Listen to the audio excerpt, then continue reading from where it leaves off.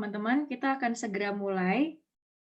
Jadi untuk teman-teman semua bisa duduk di tempat yang nyaman, mempersiapkan diri untuk mengikuti 2 sesi webinar kita pada malam hari ini, dan tentu saja untuk mengenal nih Yayasan Beri Perubahan Indonesia itu yayasan apa sih dan apa yang akan kita kerjakan di dalam yayasan ini. Tidak lupa untuk mengingatkan teman-teman yang baru join untuk mengganti namanya sesuai dengan nama lengkap yang terdaftar di form pendaftaran, menyalakan videonya, serta menggunakan virtual background yang telah di-share linknya di grup WhatsApp.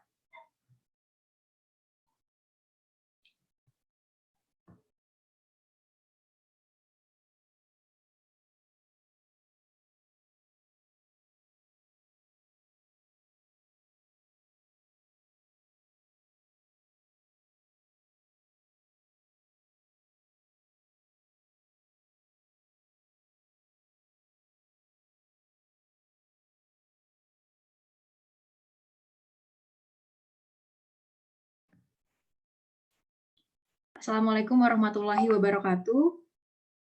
Selamat malam, teman-teman semuanya. Selamat datang di acara launching dan webinar spesial Beri Perubahan Indonesia. Perkenalkan, nama saya Via.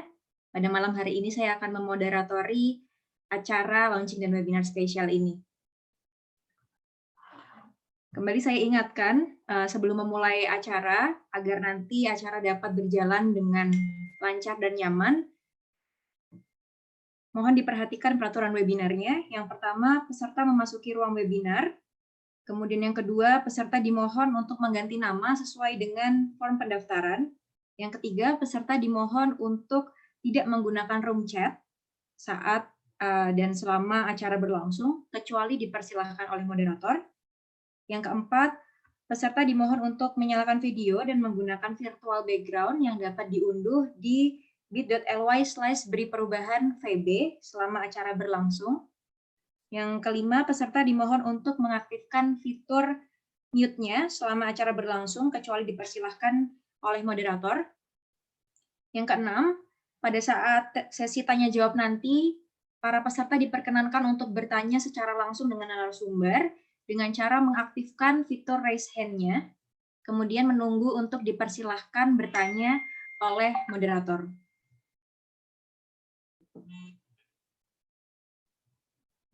Baik, itu adalah peraturan webinarnya, teman-teman. Mohon diperhatikan.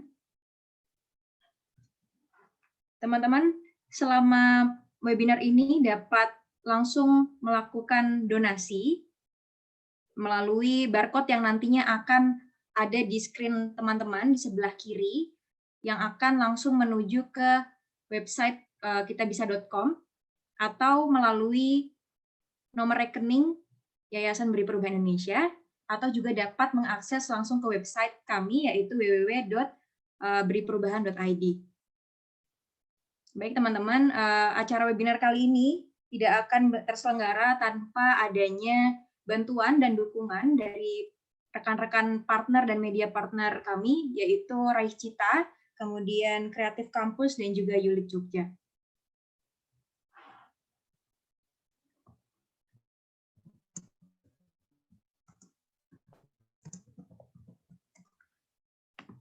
Tanpa berlama-lama lagi teman-teman, acara selanjutnya adalah sambutan dari Dewan Pembina Yayasan Beri Perubahan Indonesia, yaitu Dr. Yunita SPMSI. Kepada Dr. Yunita SPMSI, waktu dan layar kami persilahkan.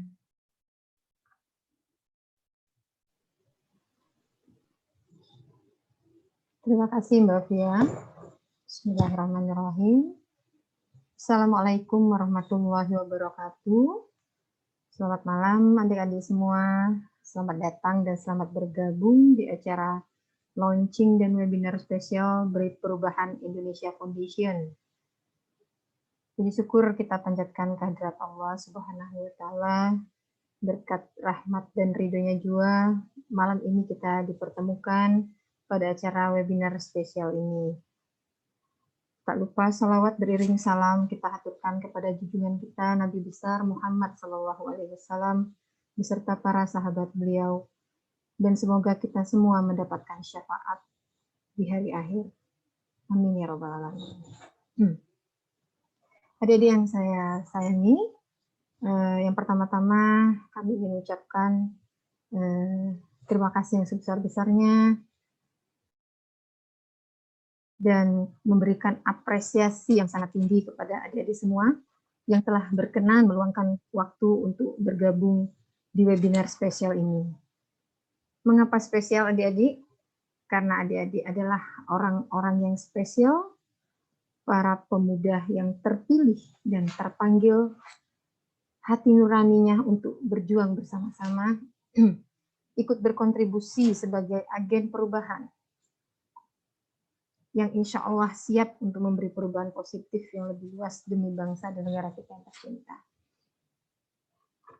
Ucapan terima kasih dan penghargaan yang tinggi kami sampaikan kepada Kak Indra Dwi Prasetyo, Managing Director ID Next Leader, Head of Social Development, Mata Garuda LPDP, dan Dr.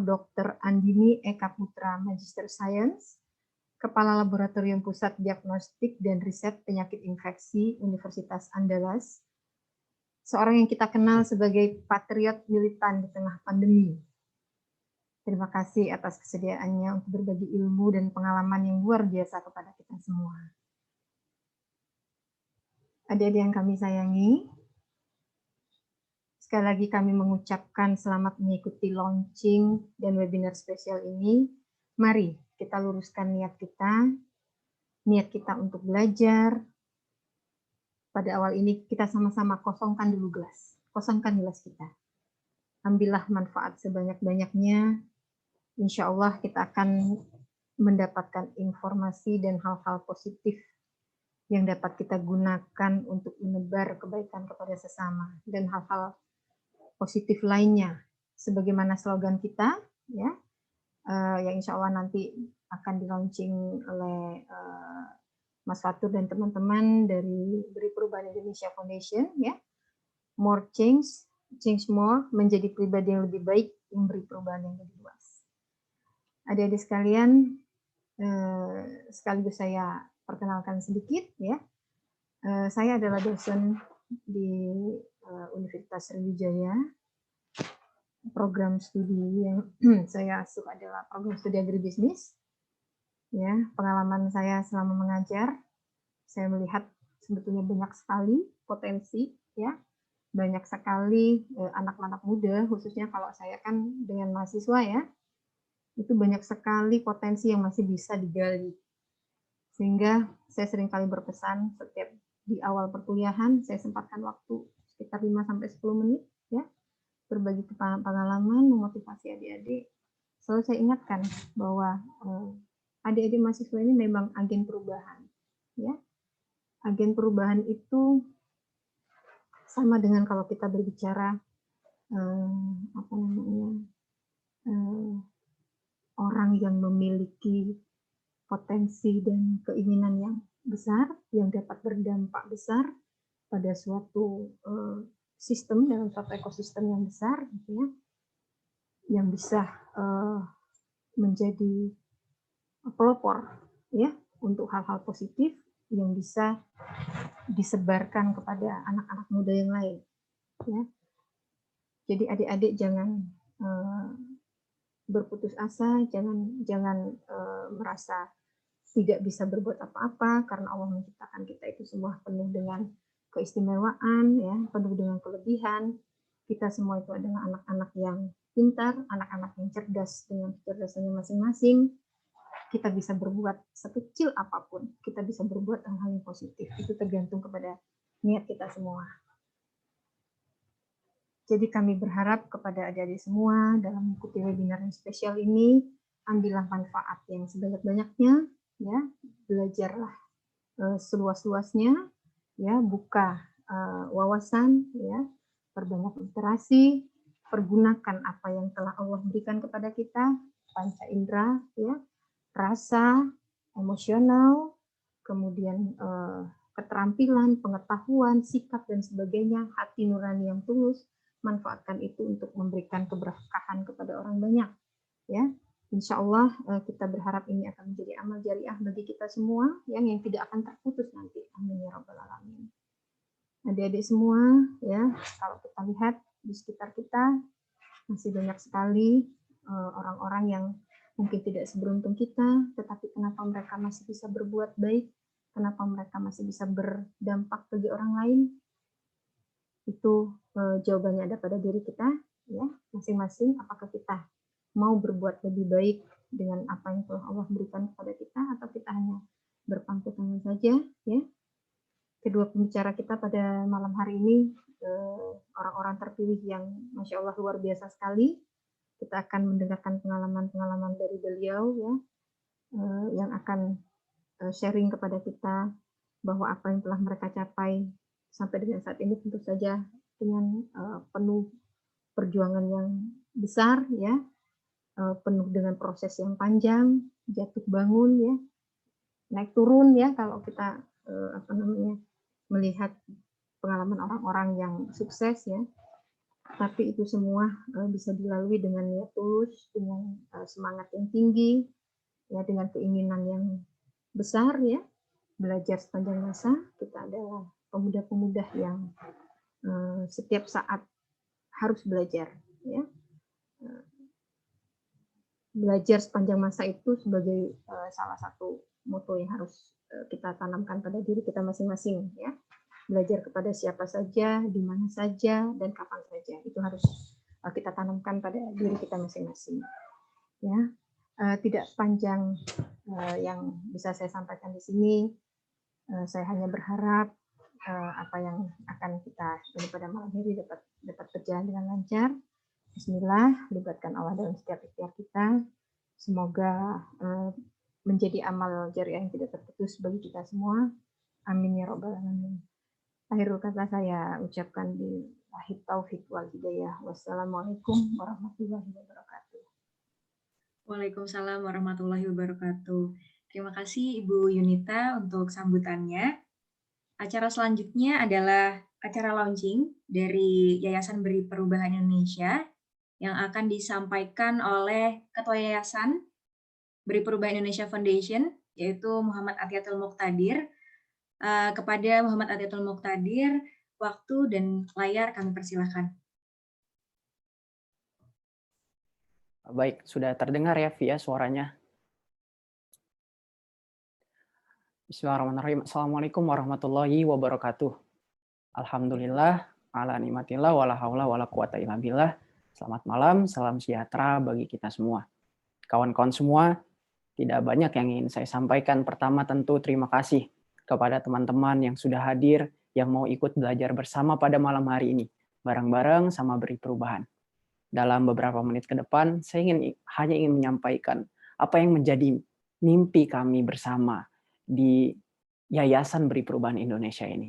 Mengapa ketika banyak kawan-kawan yang lain di luar sana berlomba untuk kemudian membuat satu perusahaan dengan banyak uang, lalu ada segelintir orang, teman-teman gitu yang mau untuk berjuang bersama mendirikan satu organisasi yang bukan untuk dirinya sendiri, organisasi yang untuk orang banyak.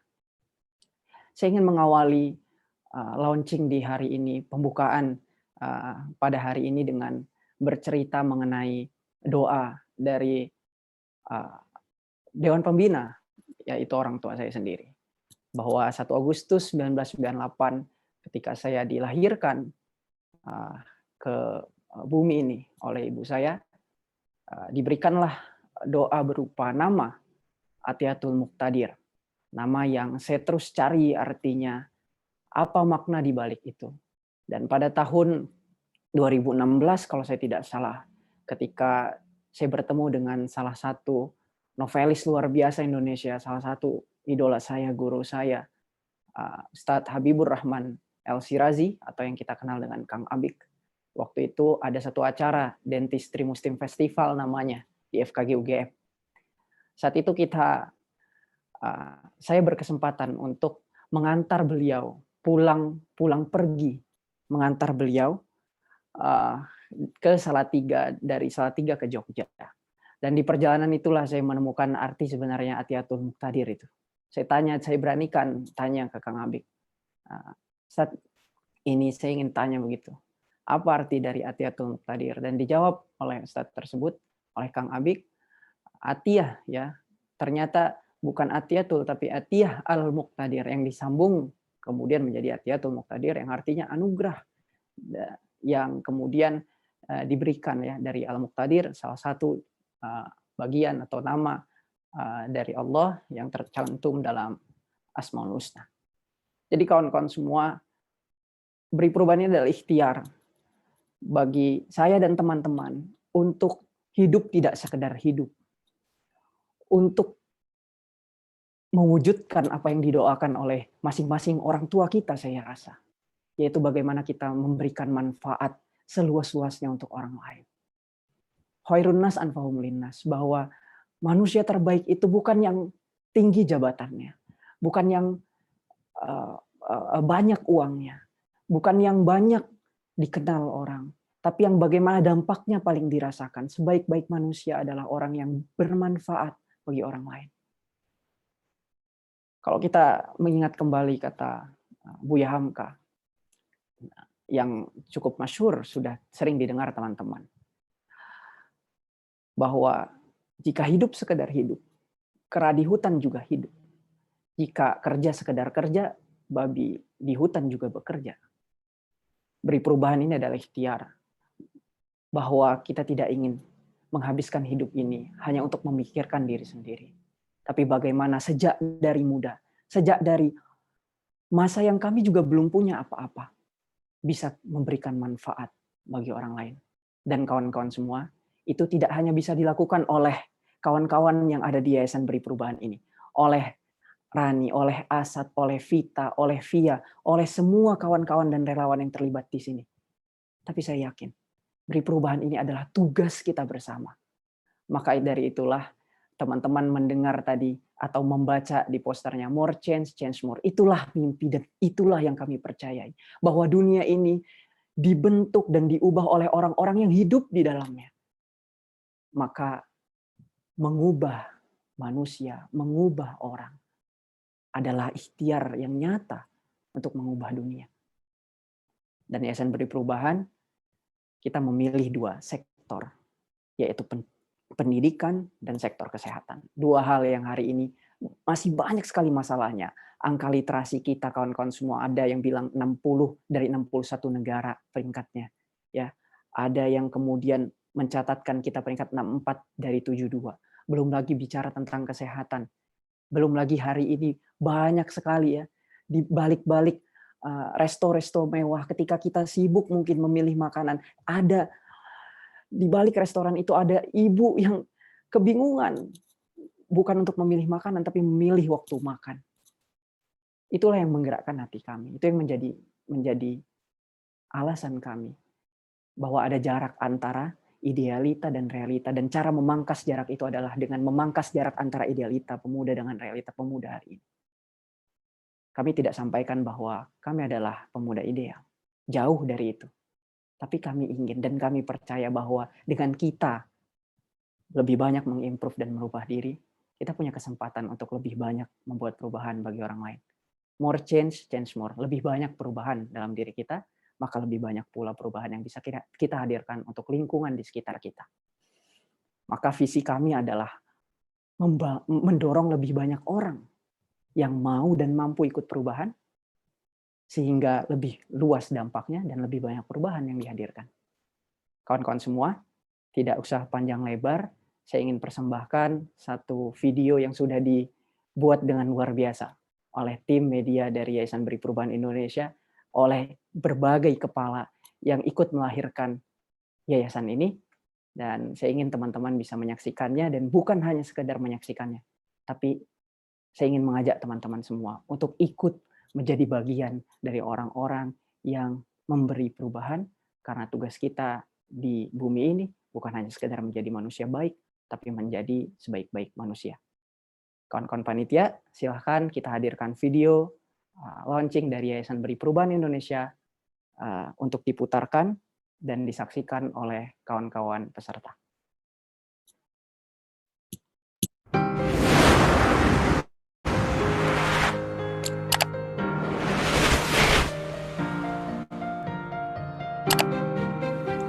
Setiap manusia menginginkan perubahan untuk keadaan yang lebih baik di masa depan. Begitupun dengan kami. Kami ingin membuat lebih banyak perubahan.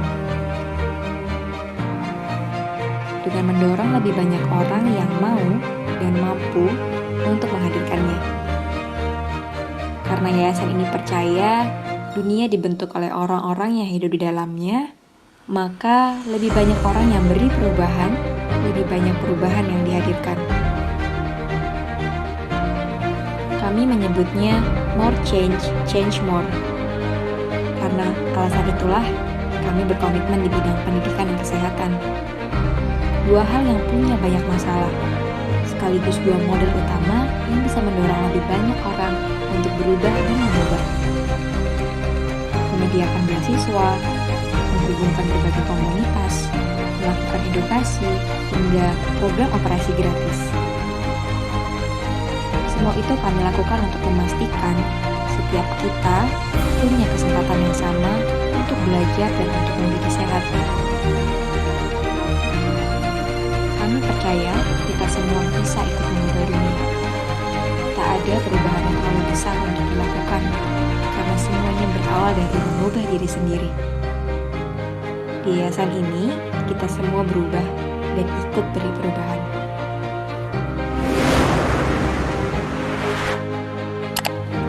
Beri perubahan, more change, change more.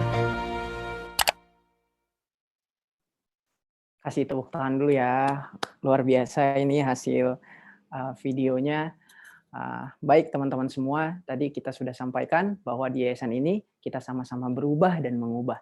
Nah, malam hari ini teman-teman, kita akan sama-sama mengubah diri kita dengan mendengarkan dengan seksama para pembicara kita. Saya berterima kasih sangat banyak begitu kepada Mas Indra Dwi Prasetyo dan juga Dr. Andani, dua sosok yang begitu inspiratif di bidangnya masing-masing. Nanti kita akan belajar soal pendidikan bersama Mas Indra dan juga soal kesehatan bersama Dr. Andani. Terima kasih sekali lagi kawan-kawan semua. Pantengin terus Yayasan Beri Perubahan Indonesia. Kita akan segera membuka volunteer dan kita berharap bahwa yayasan ini ya didukung oleh anak-anak muda seperti teman-teman semua yang menghabiskan waktu malamnya bukan untuk menonton Ikatan Cinta begitu, tapi untuk ikut sama-sama belajar di Yayasan Beri Perubahan Indonesia. Terima kasih. Assalamualaikum warahmatullahi wabarakatuh. Waalaikumsalam warahmatullahi wabarakatuh.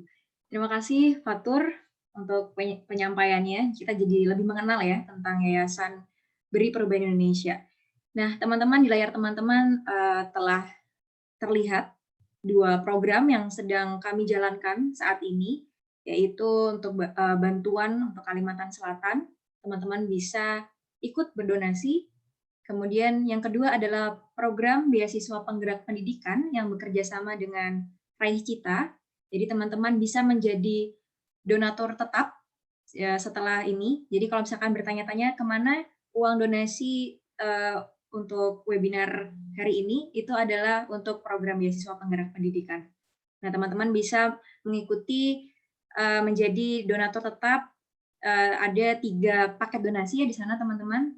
Ada teman perubahan, sahabat perubahan, dan juga orang tua asuh. Baik, teman-teman semua.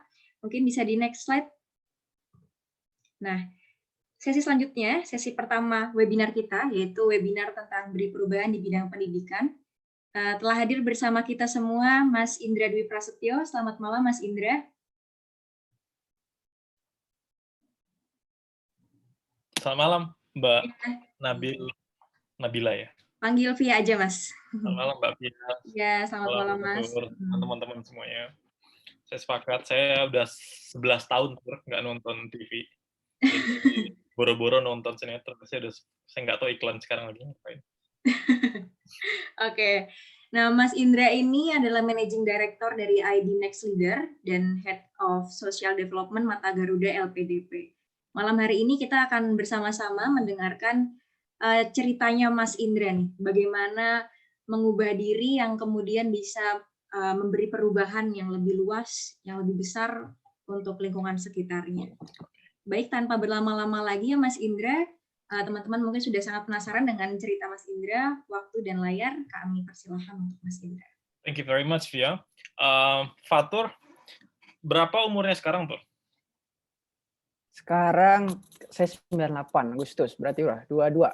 Dua-dua ya. Kedua, ya benar. Oke, good. Nggak nanya doang. Jadi kalau teman-teman jadikan calon suami, nah boleh nih calon suami kayak gini nih. Anyway, masih 22 tahun.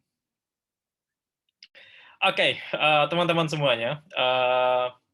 Jadi malam ini I'm gonna talk about the art of privilege. Saya tadi sore udah bilang ke Pak Tur, saya izin bahas tentang the art of privilege ya. Saya bilang, oh nggak apa, Mas Indra ngomong aja. Jadi saya akan bahas tentang seninya privilege. Karena ini hal yang menurut saya jarang dibahas. Everybody's talking about success, everybody's talking about scholarship, everybody's talking about what? Startup, kalau kata Fatur tadi, everybody's talking about,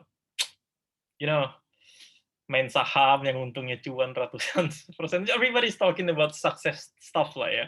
Soalnya dikit orang yang bicara tentang privilege, karena privilege dianggap tabu, dianggap ironical gitu ya. So malam ini saya sedikit sharing tentang the art of privilege. Nah, sebelumnya iya benar saya managing director di Next Leader dan head of social development Mata Garuda, dan pernah juga jadi vice president PPI dulu ketika kuliah di Melbourne.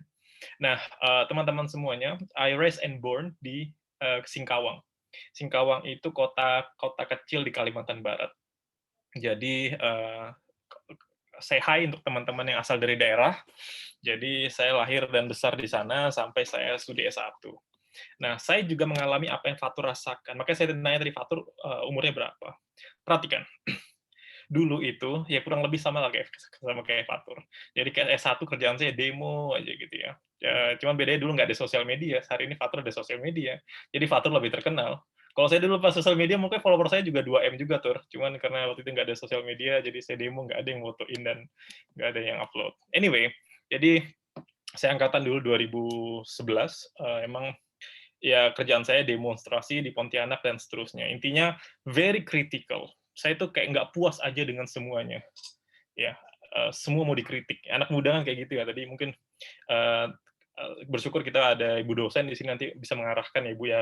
Karena anak muda kan maunya tuh ngubah dunia gitu ya. Padahal bersihkan kamar tidur aja enggak gitu kan. Karena anak muda gitu maunya change the world gitu. Tapi bersihkan kamar tidur aja enggak gitu kan. Nah, that's very me. Ketika saya di umur semester 1, 2, 3, 4 gitu ya. Sampai saya di semester 5 sadar. Semester 5 itu berarti umur berapa? 20 ya, 19, 20 gitu. I'm just thinking kayak, kok nampaknya ada yang kurang ya? Kok saya mengkritik tapi nggak create something? Jadi saya buat yayasan di Kalimantan Barat, namanya Aksi Sedekah Pendidikan waktu itu. Being critical with movement is something different, saya bilang. Orang critical is one thing, saya nggak nyalahan orang critical, tapi critical with movement is another thing, it's another level, saya bilang. I need to change, saya harus buat yayasan, saya bilang. Jadi tahun 2015, saya semester 7 waktu itu, saya buat yayasan waktu itu. Saya ke notaris sendiri, saya urus semua sendiri. Saya buat yayasan, yuk kita gerak bareng. Kita nggak bisa kritik terus tanpa nggak buat movement, saya bilang gitu. Jadi yang fokusnya ke anak-anak di Kalimantan Barat, di daerah-daerah marginal dan perbatasan waktu itu. Perbatasan dengan Malaysia. Jadi ini salah satu gelora, emang anak-anak muda itu senang kayak gitu, pengen ngubah dunia, tapi sebenarnya ada hal yang sebenarnya bisa mereka lakukan secara kecil tapi signifikan, yaitu ya. Dan apa yang Fatur lakukan persis seperti apa yang saya lakukan dulu ketika semester 7. Tapi karena Fatur minta saya bercerita, jadi saya akan bercerita saja, tapi saya akan bercerita tentang privilege nanti di akhir. Nah, ketika saya lulus kuliah, saya ditawari beasiswa. Saya pikir, kan biasanya, apalagi beasiswa di Australia, kan negara mapan ya, kan kegiatan volunteer, ya nggak bisa lah gitu kan. Ngapain kita buat kegiatan volunteer di Australia, orang negara udah mapan, beda kayak di Kalimantan. Di Kalimantan kayak gini, adik-adik sekolah nggak pakai sandal tuh banyak banget tuh, nggak pakai sepatu, pakai kantong kresek, datang aja Kalimantan, saya ajarin deh. Ada namanya sekolah distant learning, tanda kutip.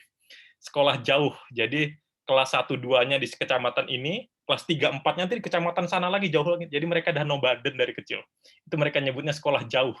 Kalau di luar negeri mungkin distant learning itu online, kalau di sana emang harus nomaden anak kecilnya. Jadi anak-anak kecil beberapa kelas terpisah emang. Jadi misalkan di kelas 1 2-nya di kecamatan ini, kelas 3 4-nya di kecamatan berapa puluh kilometer di sana. Jadi anak-anak memang harus pindah di sana. SMP-nya lain lagi dan seterusnya. So it's very distant learning, maksudnya kayak gitu, sekolah yang jauh gitu ya. Itu di Kalimantan banyak sekali seperti itu. Dan ketika saya dapat S2 melanjutkan studi di bidang pendidikan, saya ngerasa nampaknya saya berubah nih. Saya takut sekali berubah. Ternyata enggak, saya pikir. I think I will change, but no. Di Australia saya dengan teman-teman ternyata sama melakukan hal yang sama, tapi dengan skala yang berbeda. Yuk kita create something for Indonesia, saya bilang ke teman-teman. Kita udah dibiayai negara, yuk kita create something. Ini contoh ketika saya sambil studi, sambil tesis, tapi harus mikirkan Indonesia dari jauh gitu ya. Yuk kita create something. Apa yang bisa anak muda lakukan untuk create something? Misalkan saya dan teman-teman misalkan di Australia buat kegiatan Mata Najwa waktu itu untuk masyarakat diaspora, atau buat perpustakaan misalkan di Indonesia Timur waktu itu. Intinya adalah rasa untuk membantu, rasa untuk merasa lebih dan dan berbagi itu ternyata bisa dimanapun. Tidak hanya kita di daerah, tapi ternyata ketika kita dikirim ke luar negeri pun, negara yang paling established, Melbourne kan katanya negara paling established ya, semuanya bersih segala macam, tapi ternyata rasa untuk membantunya masih ada. Nah, sehingga saya berpikir pada akhirnya, ketika saya pulang, nampaknya saya akan berubah lagi nih. Kan udah anak S2, nampaknya ternyata enggak juga. Saya di LPDP juga mengurusi social development. Saya tadi bilang ke Fatur, ya, terus kita collab yuk, saya bilang. Jadi di LPDP saya mengurusi social development di LPDP. Jadi membawahi 20 ribuan mahasiswa Indonesia di seluruh dunia, yang kita berbagi untuk anak-anak. Misalkan kita buat desa binaan, kemarin pas awal-awal pandemi, ketika orang nggak bisa belajar, kita buat titik-titik di beberapa titik di Indonesia. Yuk kita bangun yuk desa binaan yuk, saya bilang. Yuk kita bangun yuk rumah sakit darurat misalkan. Yuk kita bangun daerah-daerah, pokoknya apapun lah yang kita bisa bantu, saya bilang.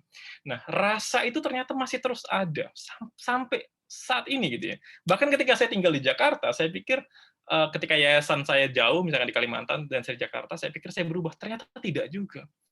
And then I realize, I think I will change them. Ini penting untuk Fatur dan teman-teman juga. I think I will change them, but not in fact. They change me a lot. Jadi orang volunteerism itu, atau kegiatan-kegiatan volunteerism, kita ngerasa kayak kita pengen ngubah mereka, tapi in fact, they change us. Padahal hakikatnya mereka yang ngubah kita. Orang-orang miskin lah yang pada akhirnya ngubah kita.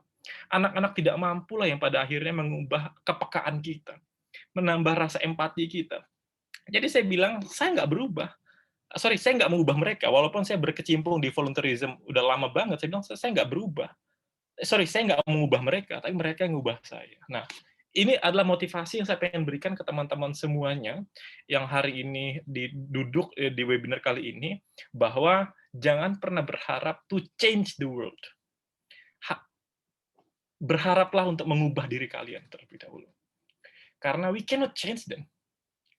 Yang pasti mereka bisa mengubah kita menjadi orang yang lebih halus, orang yang lebih empati, orang yang lebih punya rasa, orang yang lebih punya tenggang rasa, dan seterusnya. Mereka yang mengubah kita. Kita tuh hanya berkontribusi kecil sekali kok. Tapi mereka yang berkontribusi banyak ke dalam hidup kita. So, the basic idea yang pengen saya sampaikan ke teman-teman semuanya, jangan pernah berpikir bahwa if you guys turun ke volunteerism, teman-teman yang pengen lihat volunteer, pengen ngubah mereka. No, pada hakikatnya, mereka lah yang ngubah kita semua. Mereka lah yang akan mengubah pribadi teman-teman semua. Nah, that's the thing yang pengen saya sampaikan teman-teman semuanya. Perhatikan. Ini adalah sebuah perlombaan lari, ya kan? Ada lari maraton atau sprint lah namanya. Nah, saya tertarik untuk membicarakan ini ke teman-teman semuanya. Perhatikan, anggap saja orang di depan itu lari duluan daripada kita. Mereka start duluan daripada kita. Anggap aja mereka adalah orang yang lahir di ibu kota. Jadi misalkan saya lahir di ibu kota misalkan, saya di depan larinya. Mungkin ada teman-teman kayak Fatur sekolah di Palembang misalkan, larinya di belakang 50 meter di belakang saya. Tapi ada lagi nanti Mbak Via misalkan larinya 100 meter di belakang Fatur dan seterusnya. That's privilege. That's privilege. Beberapa waktu terakhir saya melihat anak-anak muda itu anti sekali dengan privilege. mereka mengkritisi privilege. Mereka menganggap bahwa ya mereka kan orang kaya, wajar lah. Ya mereka kan ibu bapaknya kaya, bapaknya sukses, ibunya dosen, wajarlah pinter. Mereka menempatkan privilege seperti barang haram. Padahal menurut saya nggak seperti itu. Nah, perhatikan teman-teman semuanya, hidup itu emang penuh dengan privilege. Oke? Kita mungkin, saya dengan Fatur berbeda privilege-nya. Oke, saya lahir di Kalimantan, Fatur lahir di Palembang misalkan. Fatur kuliah di UI, saya kuliah di Pontianak S1-nya. Berbeda banget kan, UGM ya, sorry, Fatur UGM ya. Berbeda banget privilege-nya UGM dengan kampus saya di Pontianak, berbeda banget. Tapi mungkin ada teman-teman yang kuliahnya udah di luar negeri dari S1. Nah, the basic idea is, teman-teman semua, privilege itu kayak kita lomba lari.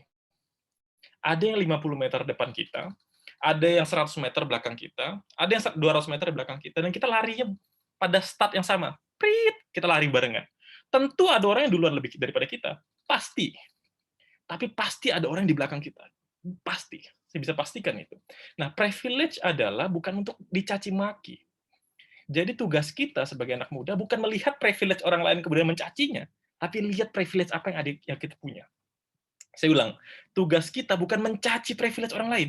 Kan orang muda gitu kan, ya wajar lah, dia kan bisa sukses, bapaknya kaya, les dari kecil, les biola, les piano, ya wajar. Nah itu kan mencibir kan, mencibir. Padahal sebenarnya kalau kita mau fokus pada privilege kita, mungkin kita bisa berlari kencang gitu loh. Nah itu yang kadang dilupakan anak muda hari ini, untuk teman-teman semuanya. Kita terlalu asik ngeliatin privilege orang lain, kita dengki dengan privilege mereka, dan kita ngerasa dunia nggak adil. Saya gagal beasiswa, dia kan pintar, bahasa Inggrisnya bagus, bapaknya duta besar. Kita mencaci privilege orang lain, tapi kita lupa privilege kita masing-masing. Padahal hidup emang seperti itu. Tuhan tuh nggak buat kita sama, nggak. Tuhan ya beda-beda. Ada yang kaya, ada yang miskin, ada yang tinggal di kota, ada yang tinggal di desa, ada yang internet yang nggak ada, dan seterusnya. That's life. That's life. Tapi yang pengen saya sampaikan adalah, yuk teman-teman semuanya, ketimbang kita ngeliatin kaki orang lain, dia startnya di mana, lebih baik kita lihat kaki kita di mana. Misalkan di sini ada Mbak Via nih, misalkan. Tadi Mbak moderator siapa? Mbak Via ya, Mbak Via ya? Mbak Via, asal di mana, Mbak? Saya lahir Solo, Mas. Lahir di Solo, oke. Kuliah di mana? Di UGM. Oke. Lahir di Solo, kota besar. UGM, kampus gede. Oke. Itu udah privilege. Bisa nggak Mbak Via mengubah privilege itu untuk kemaslahatan? That's the thing. Bisa nggak network UGM itu dikumpulkan untuk bantu misalkan apa, kan banyak UGM orang pinter, orang-orang yang hebat dibantu. Nah, itu yang saya maksud dengan privilege. Jadi semua orang pasti punya privilege beda-beda. Ada atau mungkin Mas Indra, ya saya nggak kayak Mbak Via, Mas Indra, saya anak SMA yang di daerah nggak bisa kuliah. Hey, tunggu dulu, kalian punya privilege loh. Apa? Banyak dana hibah itu untuk daerah-daerah loh, saya bilang. Dana hibah dari Australia, Amerika itu justru untuk daerah, saya bilang. Bahkan S2, S3, S1 dari luar negeri justru diarahkan tuh anak daerah, saya bilang. Terlalu banyak beasiswa untuk Indonesia Timur tuh. Bahkan Papua misalkan di LPDP itu kuotanya anggaplah 100, yang daftar cuma 20. Artinya jadi jangan lihat kaki kita tuh kekurangan terus, tapi banyak kok privilege yang bisa dilakukan. Artinya, misalkan contoh Australian Awards, misalkan kalau teman-teman pengen studi di Australia, ada namanya beasiswa Australian Awards. Beasiswa Australian Awards itu memprioritaskan cewek atau dari daerah Aceh atau daerah Timur. Itu kan privilege. Jadi kalau saya yang cowok ya susah dong dapat Australian Award. Nah lagi-lagi yang cewek lebih dapat privilege. Nah itu privilege. Di tengah misalnya gempuran bahwa cewek dianggap nggak bisa, cewek dianggap lemah, tapi kalian punya privilege untuk sekolah S2, S3 di Australia, misalkan yang orang lain nggak punya. Kalian lahir di NTT, misalkan, kalian punya privilege untuk studi di luar yang orang lain nggak punya, dan seterusnya, dan seterusnya. Jadi maksud saya di kesempatan kali ini adalah teman-teman semuanya, kita terlahir dengan privilege masing-masing, tapi trust me, sejelek apapun kalian memandang diri kalian, kalian punya privilege. Nah, Fatur dan teman-teman mencoba untuk, yuk kita kolektifkan privilege tersebut menjadi sebuah aksi nyata. Kalian yang misalkan punya uang berapa gitu ya, 10.000, 15.000, yuk bantu. Kalian yang punya koneksi, misalkan tur gue punya koneksi tur dengan lembaga donor Australia, bantu. Tur gue, bapak gue kebetulan BUMN tur, punya CSR, bantu. Nah itu yang saya maksud privilege. Jadi jangan gunakan privilege untuk menghakimi orang, jangan gunakan privilege untuk dipandang sebelah mata, enggak. Tapi sudah saatnya di 2021 ini, gunakan privilege untuk kemaslahatan. Jadi saya nggak pernah anti tuh. Bapaknya kan DPR ya, justru bilang bagus lah Bapak DPR. Justru Bapak DPR bantu Fatur gitu saya lihat. bapaknya kan politisi, Indra. Bagus, saya bilang. Bantu programnya, saya bilang gitu. Jadi jangan lihat privilege sebelah mata lagi.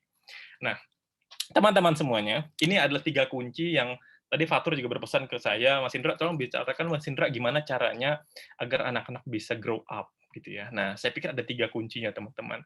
Dan kunci ini selalu saya pakai, nature, nurture, and luck. Teman-teman semuanya, privilege tadi yang kita punya itu nature. Bapak kalian siapa, ibu kalian siapa, kalian lahir di Solo, itu nature. Semua nature, nggak bisa diubah. Emang kalian, ya kalau misalkan kita pengen ubah ya, coba bapak kita Abu Rizal Bakri gitu ya, langsung brojol, langsung kaya kan pengen juga gitu ya. Tapi kan nggak bisa, itu kan nature. Kita nggak bisa ngubah gitu. Atau bapak kita SBY misalkan, kan nggak bisa. Jadi nature itu nggak bisa diubah. Tapi itu saya sebut dengan privilege tadi. Oke, itu nature. Yang bisa kita ubah itu nurture. Nah, ini yang dilakukan Mbak Via tadi. Mbak Via dari Solo, kuliahnya di UGM. Artinya dia kerja keras agar bisa keterima UGM. Nanti kalau dia kuliahnya bagus, dapat studi lagi, atau dapat project dari dosen, nah itu nurture. Artinya nurture ini bisa diubah. Jadi nature emang nggak bisa diubah, teman-teman. Privilege kita nggak bisa diubah, tapi nurture bisa. Nurture bisa diubah. Oke, itu yang juga Fatur dan teman-teman lakukan. Mungkin anak-anak di daerah kayak di Kalimantan Barat, ya lahirnya di sana, di daerah perbatasan, sekolahnya minim, aksesnya minim, itu nature, tapi mereka punya hak untuk sekolah. Mereka punya hak untuk kesehatan. Nah, kesehatan dan sekolah itu adalah bagian dari nurture yang bisa diubah. Jadi jangan berkecil hati untuk teman-teman yang hari ini mungkin berasal dari daerah, pendidikannya nggak bagus dulu, SD-nya, SMP-nya, atau saya dari daerah, Kak, dari timur misalkan, beda kayak Kak Via, kuliah di UGM, nggak apa-apa. Kalian masih punya hak nurture. Nah, nurture ini selalu bisa diubah. Jadi, network lah dengan teman-teman yang lain, kerja keras lah, bertemanlah dengan orang-orang hebat, insya Allah nurture ini akan menarik nature kalian. Ya, saya ulang. Jadi nurture ini akan menarik nature kalian. Biarpun nature kalian misal dari orang tua yang broken home, saya nggak pernah dirawat orang tua saya udah pisah, saya nggak tahu bapak saya siapa. Kan nampaknya seolah susah ya. Tapi kalau kalian mau kerja keras, kalian study hard, kalian mau bantu orang lain, insya Allah nurture kalian yang akan narik nature kalian. Nah, yang terakhir yang ini saya bilang penting sekali, luck tadi. Ini luck. Luck ini adalah pertemuan antara opportunity and nurture. Jadi luck ini pertemuan antara opportunity and nurture. Contoh, ada beasiswa misalkan studi S2 nih di Belanda misalkan. Tapi nurture-nya nggak siap, ternyata Via bahasa Inggrisnya kurang. Ya nggak jadi luck gitu loh. Nggak jadi luck. Biarpun dia nature-nya kuat. Ya kan? Misalkan orang tuanya kaya, tapi dia nggak pernah mau belajar bahasa Inggris, ya dia nggak jadi luck juga gitu. Dan tapi sebaliknya, Via orang tuanya kaya. Via menggunakan privilege orang tuanya untuk belajar IELTS atau belajar bahasa Inggris. Pak, makan Bapak kaya, sini minta uangnya, saya mau belajar bahasa Inggris. Nah, dia menggunakan itu untuk nurture-nya. Tiba-tiba ada opportunity, jadi luck. Nah, 3 ini yang saling bersinggungan, teman-teman semuanya. 3 ini yang saling bersinggungan, teman-teman semuanya. Ada orang yang nature-nya nggak baik, ada kok. Ya privilege-nya nggak sebaik teman-teman. Nah, tapi apa yang bisa kita upayakan? Ayo kita bantu nurture mereka. Itu yang saya dan teman-teman lakukan di Mata Garuda, itu yang Fatur lakukan. Kita ngebantu orang-orang yang mungkin nature-nya nggak bagus, tapi kita bantu mereka dengan nurture. Mungkin di daerah mereka miskin semua, ya kita bantu. Apa yang bisa kita bantu? Kita kasih internet, apalagi kita kasih handphone, itu bagian dari nurture. Sehingga kalau nanti ada luck, mereka udah sedikit ready. Itu yang kita coba lakukan. Nah, itu juga yang harus teman-teman tanamkan dalam pikir teman-teman semuanya, bahwa mungkin kalian terlahir dari keluarga yang mungkin bukan kaya, bukan profesor, bukan dokter, di kampung, tapi selagi kalian punya nurture yang kuat, insya Allah next time ketika ada luck, you will be flying very, very high. Nah, itu yang pengen saya sampaikan di kesempatan kali ini. Jadi agak filosofikal, tapi saya pikir teman-teman udah dewasa, that's why saya milih topik atau pembahasan yang agak filosofikal dan agak dalam, karena menurut saya ini penting untuk fondasi berpikir teman-teman dalam bergerak dan dalam volunteerism. Intinya adalah teman-teman kita nggak bisa ngubah nature-nya. Jadi anak-anak yang lahir di daerah yang cacat segala macam, kita nggak bisa ngubah nature-nya. Ya udah, nature-nya seperti itu. Yang kita bisa ubah adalah yuk kita naikkan nurture-nya sehingga when opportunity comes dia bisa survive. Saya pikir itu. So the last want to say to you that the best thing you can give at the end is your time.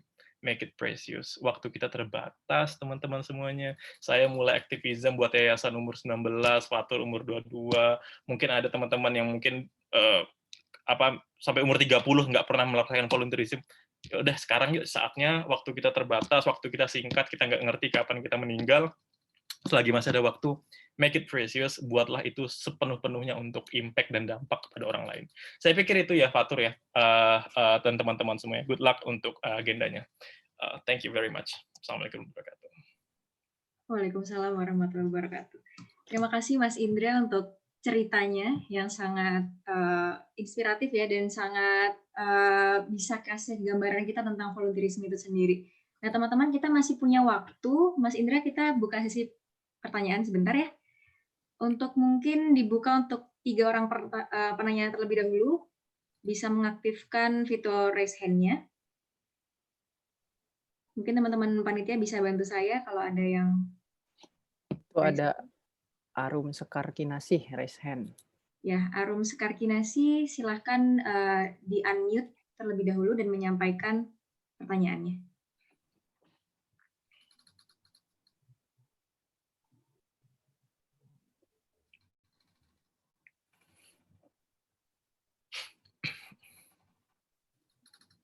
Ya, Arum Sekar Kinasih. Unmute. Tes. Ya, terdengar. Ya. Bismillahirrahmanirrahim. Assalamualaikum warahmatullahi wabarakatuh.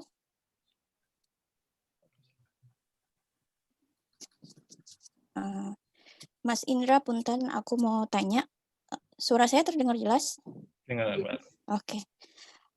Mas, aku mau nanya tentang bagaimana Mas Indra menentukan limit dari kemampuan Mas Indra gitu.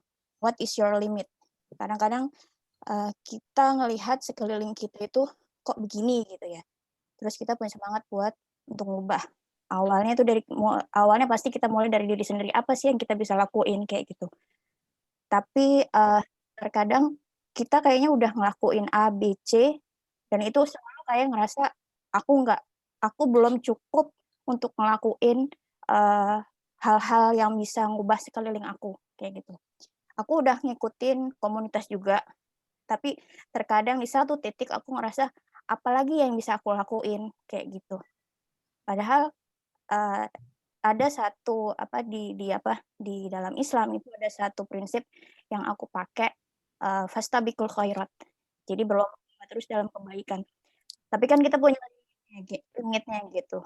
Nah, supaya itu enggak terkadang kalau misalnya pas lagi ingat fastabiqul khairat terus lihat teman-teman itu selalu berusaha untuk buat yang baru, itu jadi di dalam diri aku kadang-kadang hampir membuat aku stres sendiri kayak gitu.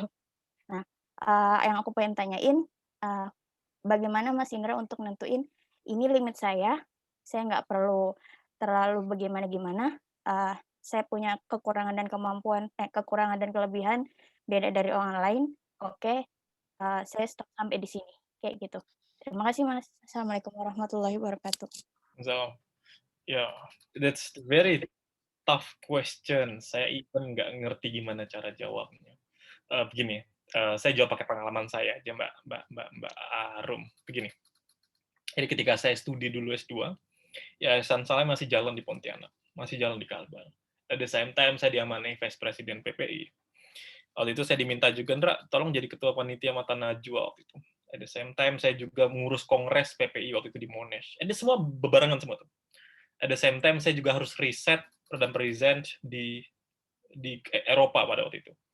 Dan harus ngumpulin tesis juga pada saat itu. Jadi semua dalam waktu 3-4 bulan itu bebarengan brek gitu. I cried a lot.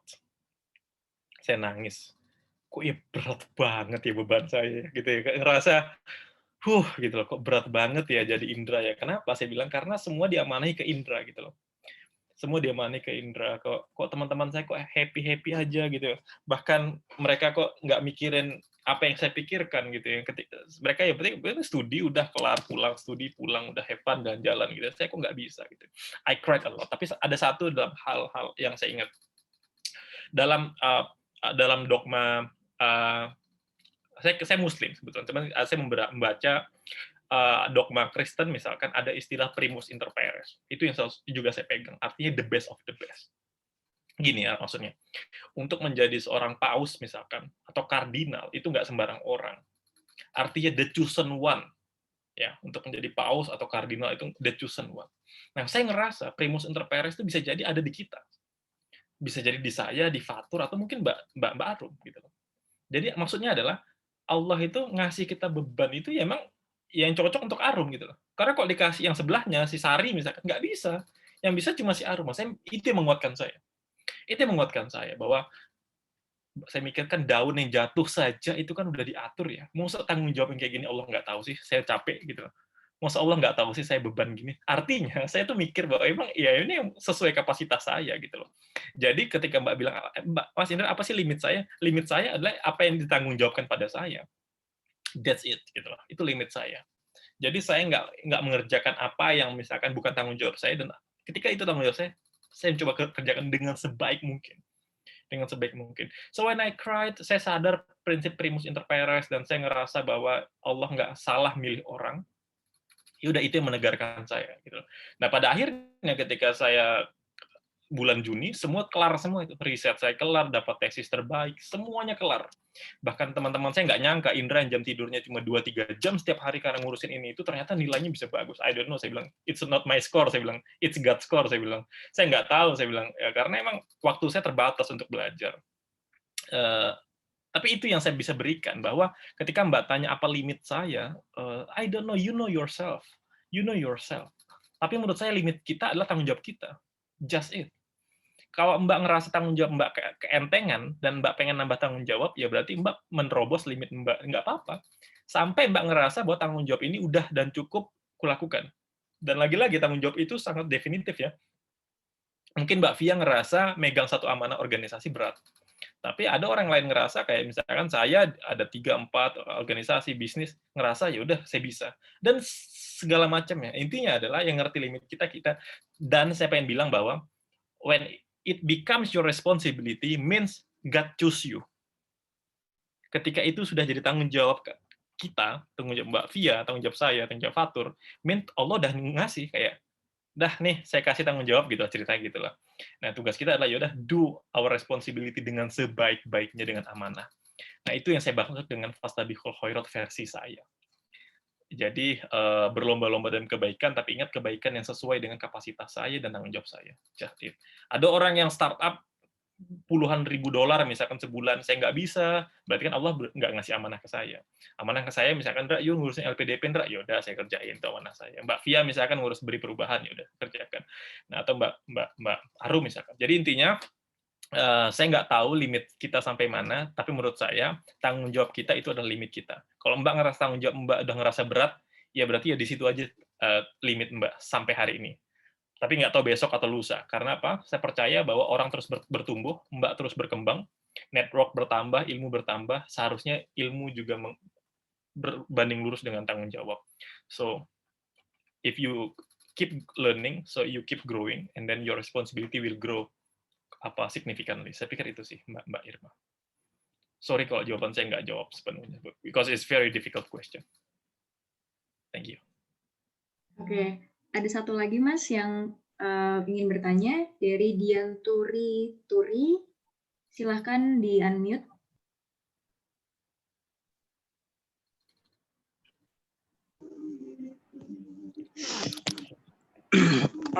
Oke, bismillah. Assalamualaikum warahmatullahi wabarakatuh, Kang Indra. Presentasi yang sangat luar biasa ya. Jadi Kang, sama Kang, saya Dian Turi ya.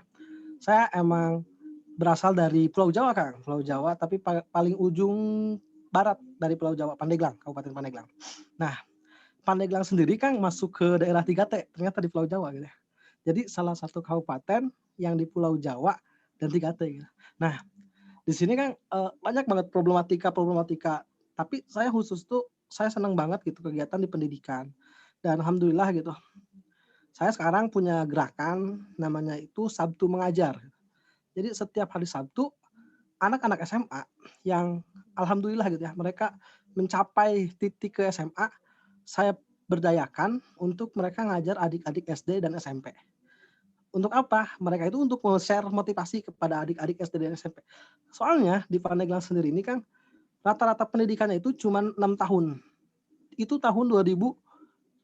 2019 rata-rata pendidikan di Kabupaten Pandeglang itu 6 tahun. Nah, Kang, setiap saya sounding ke setiap kemarin tuh banyak banget ada satu bank swasta yang nawarin untuk kerjasama gitu. Saya dipanggil gitu kan. Nah, setelah dipanggil, nyatanya gitu kan, setelah saya presentasi dan sebagainya, mereka itu mempertanyakan itu legalitas gitu. Wah, ternyata penting juga legalitas. Tapi Kang, sampai saat ini gitu, udah berjalan 1,5 tahun, saya tuh kesusahan banget buat mencari legalitas ini, Kang. Jadi jelas lah kalau misalkan itu tentang finansial gitu ya. Nah, ada nggak sih Kang gitu kan, salah satu saran itu buat saya sendiri Kang, karena saya bingung gitu kan, pengen expand, pengen ke lebih besar, tapi kita terkendala sama legalitas gitu. Oke. Ada nggak sih Kang gitu, salah satu cara untuk mencapai Mau cara mudah, mau cara ribet? Dua-duanya Kang, Oke. karena saya suka tantangan. Cara ribetnya buat yayasan, ribet, oke, tapi dan gitu ya, kalian punya legalitas akta segala macam. Cara mudahnya, habis ini kamu kontak Fatur, Kak Fatur, tolong ini dijadikan sub dari Beri Perubahan. Jadi yayasan Beri Perubahan punya sub domain di Pandeglang, di mana ini menjadi kaki tangannya Beri Perubahan. Nah, itu paling mudah. Jadi masuknya CSR ke Beri Perubahan. Nanti Beri Perubahan lempar ke Mas Dianturi. Simple kan? Saya selalu ngajarkan ke teman-teman semuanya. Jadi kalau teman-teman semua di daerah kan mungkin nggak semua punya yayasan ya, tapi pengen CSR, saya bilang nggak apa, biar masuk yayasan saja, saya bilang. Jadi masuk saya lempar ke mereka, masuk ke saya lempar. Itu yang dimaksudkan privilege juga. Ingat itu privilege. Jadi itu teman-teman yang hari ini punya yayasan, punya gerakan yang udah legal, kayak Beri Perubahan, saya tahu mungkin udah legal, bantulah teman-teman yang mungkin belum legal, tapi ada potensi. Itu cara mudahnya. Dan saya selalu melakukan itu. Saya melakukan itu. Di Mata Garuda misalkan, ketika ada CSR kan, kalau misalnya Mata Garuda kan mudah kan, kata LPDP kan, yaudah masuk ke kita, saya transfer. Masuk ke kita, saya transfer. Itu privilege saya. Saya punya privilege begitu. Tapi saya ngebantu orang lain. Nah, itu juga saya tantang teman-teman Beri Perubahan, mungkin jadi salah satu YouTube-nya, karena ini menarik. That's why. Why not? Kenapa nggak dikolaborasiin aja? Itu cara mudah. Indra, Dianturi ini penerima beasiswa penggerak pendidikannya kita. Jadi ente harusnya udah mempersiapkan dia ini. Proyeknya udah pernah dipresentasiin dia. Ya, dia penerima beasiswa nih. Oke ya. Kamu jangan lupa tadi kontak-kontak tuh. Siap, Bang. Udah dikasih kesempatan tuh. Jangan lupa kontak-kontak. Bisa lah. Siap. Let me know juga. I will give my number di bawah. Contact me if you need me ya. Oke. Mungkin satu lagi ada dari Fani Nur Suhaini, bisa menyampaikan pertanyaannya dengan singkat dan cepat ya, berhubung dengan waktunya yang terbatas. Silakan. Fani Nur Suhaini.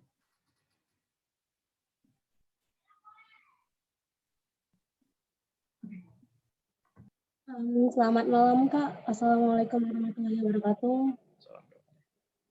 Oke, sebelumnya mungkin ini singkat saja Kak ya.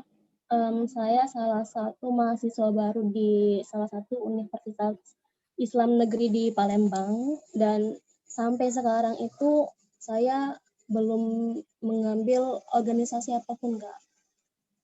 Mungkin waktu di SMK itu saya salah satu anak yang mungkin selalu organisasi Kak. Namun sekarang karena mungkin pandemik ataupun mungkin karena kurangnya izin orang tua Kak, saya sampai sekarang belum mengambil salah satu organisasi apapun.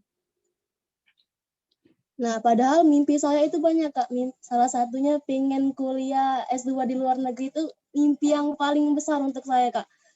Dan saya tuh sampai sekarang masih bingung, karena saya pikir dengan organisasi itulah saya bisa meraih mimpi saya Kak.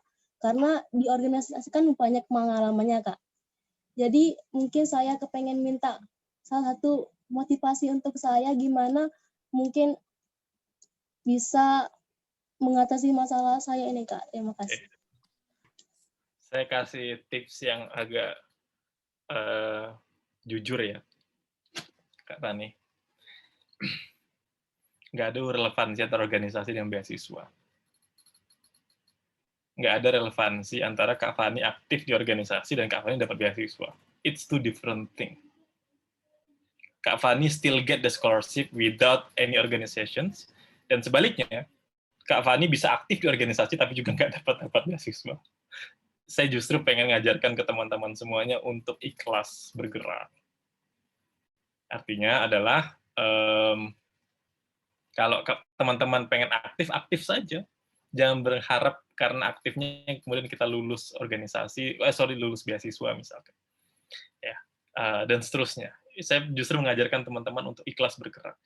Saya punya filosofikal, dan mungkin ini akan jadi penutup juga, ini untuk Kak Fani dan untuk teman-teman semuanya. Teman-teman semuanya, perhatikan. Kalau kita nanam padi, pasti ada rumput yang tumbuh. Betul ya? Kalau di sawah itu kan nanti kita nanam padi, gitu ya, di sawah ada rumput-rumput yang tumbuh ya. Tapi kalau Mbak Fani nanam rumput, nggak mungkin tumbuh padi. Nggak mungkin tiba-tiba ilalangnya padi, itu nggak mungkin. Sama kayak kita berbuat baik di volunteer atau apapun lah itu. Kalau tujuannya kalian duniawi, saya ragu berkah dan ilmunya nggak dapet. Sama kayak kita nanam rumput. Saya takut padinya nggak dapet. Tapi kalau kalian tulus nanam padi, jangan khawatir beasiswa. Gampang. Allah mudahkan. Allah mudahkan. Karena niatnya lurus. Karena niatnya ngebantu, pengen bantu orang. Nanti ada aja yang Allah mudahkan. Tadi kasih beasiswa, atau mungkin dikasih suami yang seorang doktor, misalkan, di Al-Azhar, misalkan. Ini penuh. Tapi niat kita tulus memberi, misalkan. Jangan karena pengen dapat beasiswa. Ya. Jadi, Mbak Fani dan teman-teman semuanya, niatkan itu kayak nanam padi. Nanti kalau kita nanam padi, rumput tumbuh sendiri. Artinya kalau kita niatnya tulus, dunia akan tumbuh. Dunia datang sendiri. Tapi kalau kita niatnya dunia, saya khawatir padinya nggak dapet. Jadi kalau teman-teman ngejar volunteerism cuma dapat CV agar dapat beasiswa, saya khawatir nggak berkah. Saya khawatir nggak dapat berkah dan ilmunya. Jadi saran saya, tuluslah mengabdi, tuluslah berorganisasi, jangan pikirkan untuk beasiswa, nanti Allah ngatur sendiri beasiswanya. Kayak gitu. Jadi fokus di nanam padi, jangan nanam rumput. Dapat analogi saya, Mbak Fani? Semoga Mbak Fani dapat analogi saya. Oke, thank you very much. Oke, terima kasih Mas Indra untuk jawaban-jawabannya. Semoga teman-teman terjawab semua ya tadi ya pertanyaan-pertanyaannya. Kalau misalkan karena ini waktunya sudah memasuki pukul 9:09, kita masih ada satu sesi lagi dan mungkin Mas Indra juga ada kegiatan lain. Nanti boleh ya Mas Indra kalau teman-teman pengen kontak Mas Indra langsung gitu untuk bertanya-tanya di luar forum ini gitu. Nah, untuk itu sebelum masuk ke sesi selanjutnya, kita akan melakukan dokumentasi terlebih dahulu dengan Mas Indra. Teman-teman bisa buka videonya dulu untuk foto bersama. Saya pandu dari saya ya, hitungannya. 1, 2, 3. Udah? 1, 2, 3. Oke. Terima kasih banyak Mas Indra untuk penyampaian materinya, ceritanya. Sangat bermanfaat sekali untuk kami yang masih, mungkin ya, banyak di sini teman-teman yang masih muda, masih kuliah, masih umur 20 tahunan. Kita semua pengen bisa memberi banyak manfaat, tapi ternyata justru kita yang harus banyak berubah dari orang-orang yang sebenarnya pengen kita tolong itu, gitu ya. Oke teman-teman, lanjut ke sesi selanjutnya. Kita sudah kedatangan Dr. Andani. Selamat malam Dr. Andani.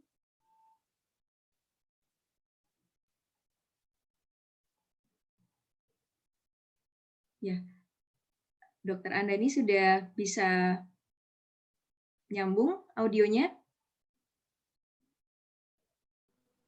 Ya, sorry.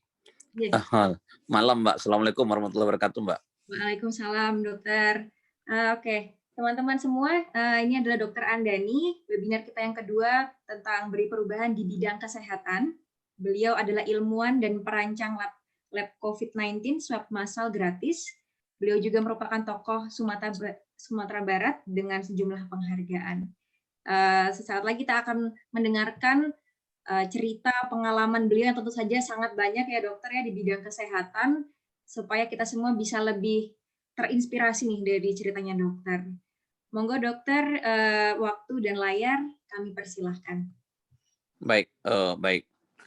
Tapi saya pikir karena ini sifatnya talk show, saya tidak berpikir tadi harus dengan apa ya, dengan presentasi, dengan PowerPoint ya. Nggak apa-apa ya, mohon maaf ya. Jadi saya ikut aja dari pertanyaan yang diberikan dalam apa, dalam apa namanya itu, dalam bahan kemarin. Saya ikut dari situ aja, saya cerita ya, nggak apa-apa ya. Tidak apa-apa dokter. Ya, oke. Di situ ada pertanyaan ya, untuk sampai pada posisi saat ini, bagaimana proses yang saya lalui, ya, bagaimana saya melewati proses tersebut. Nah, ini pertanyaan pertama waktu itu ya, saya lihat. Jadi saya sampaikan bahwa kita, ini kan pesertanya kan anak muda semua nih.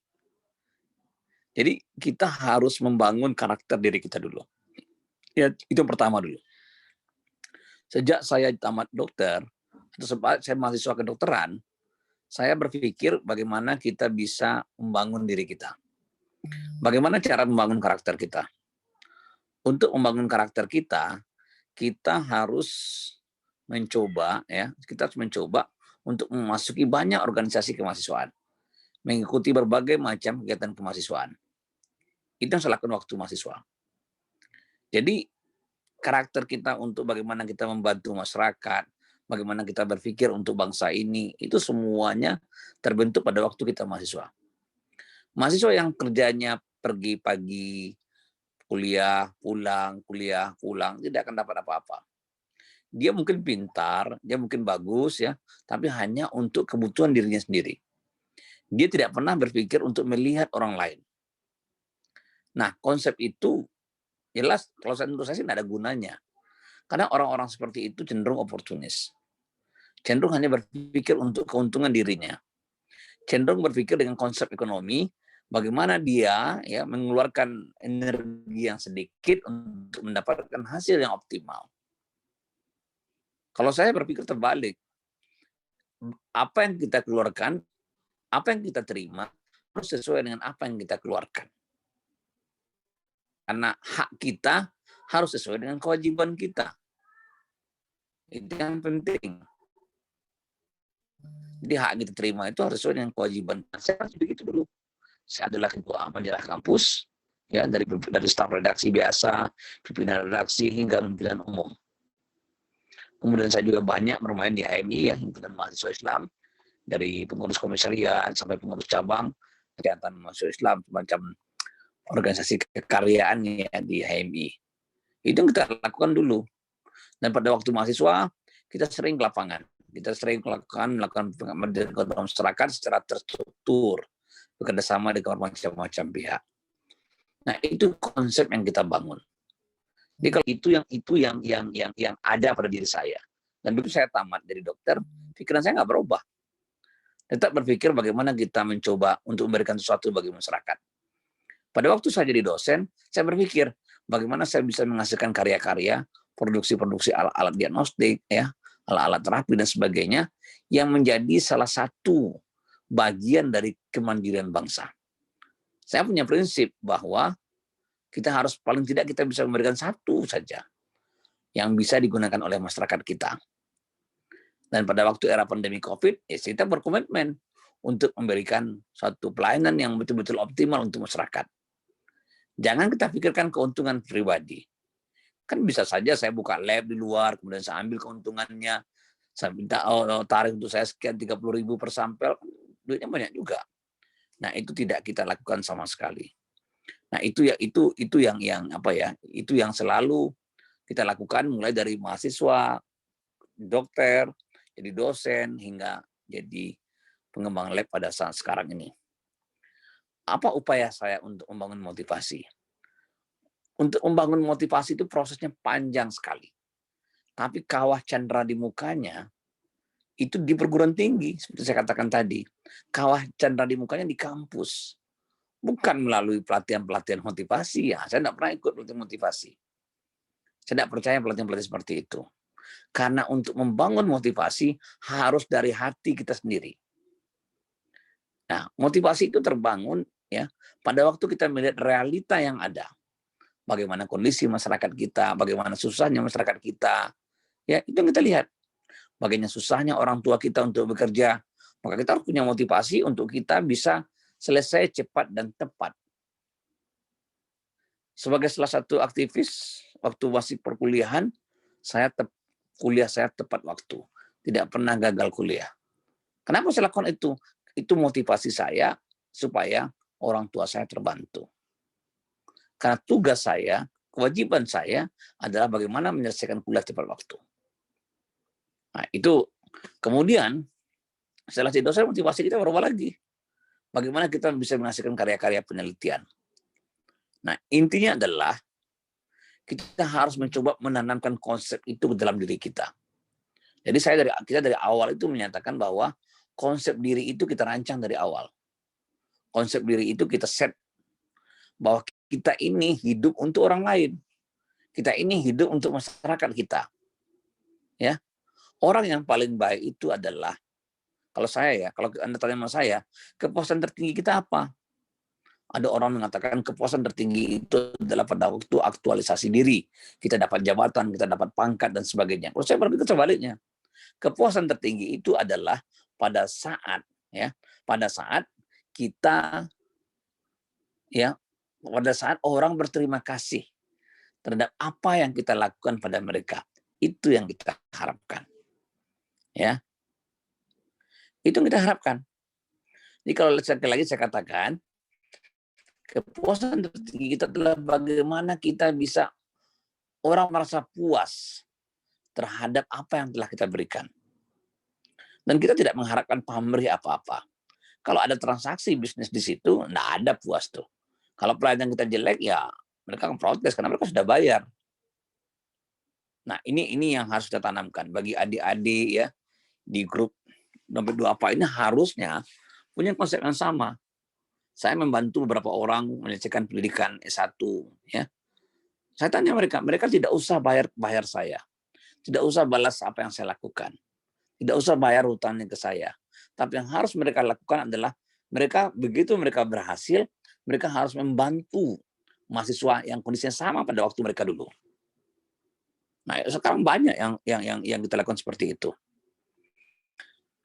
Bagaimana caranya narasumber ini saya mengupgrade kapasitas dan kapabilitas diri?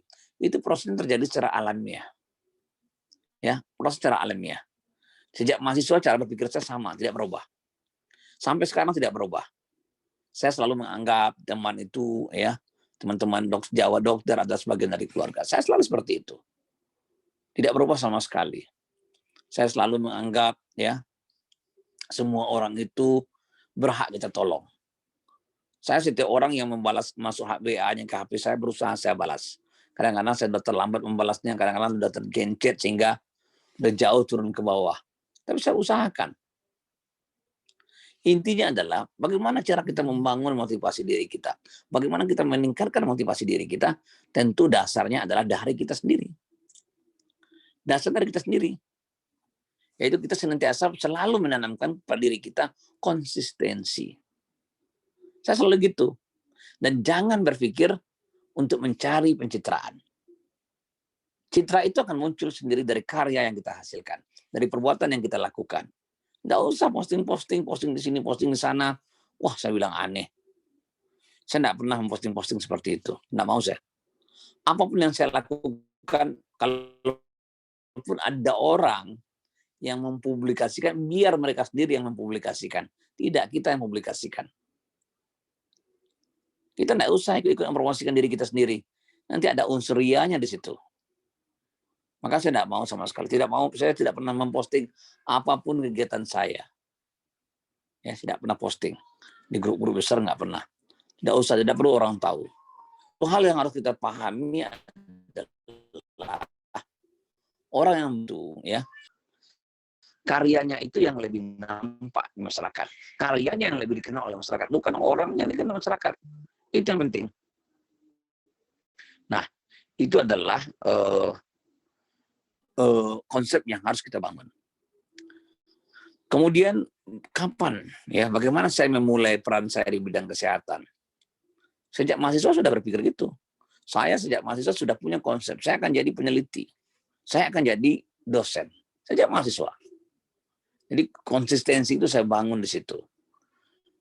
Pada saat teman-teman saya masih skripsi dengan tinjauan kepustakaan, saya dengan penelitian menggunakan hewan coba dengan tikus.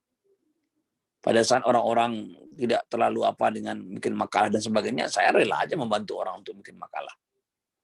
Artinya itu yang kita bangun. Itu yang kita rancang, itu yang kita jadikan sebagai acuan. Ya. Jadi kalau kita tanya sejak kapan, ya sejak saya mahasiswa. Sejak saya mahasiswa. Tahun 2, saya ikut LKTI, ya, lomba karya tulis macam-macam.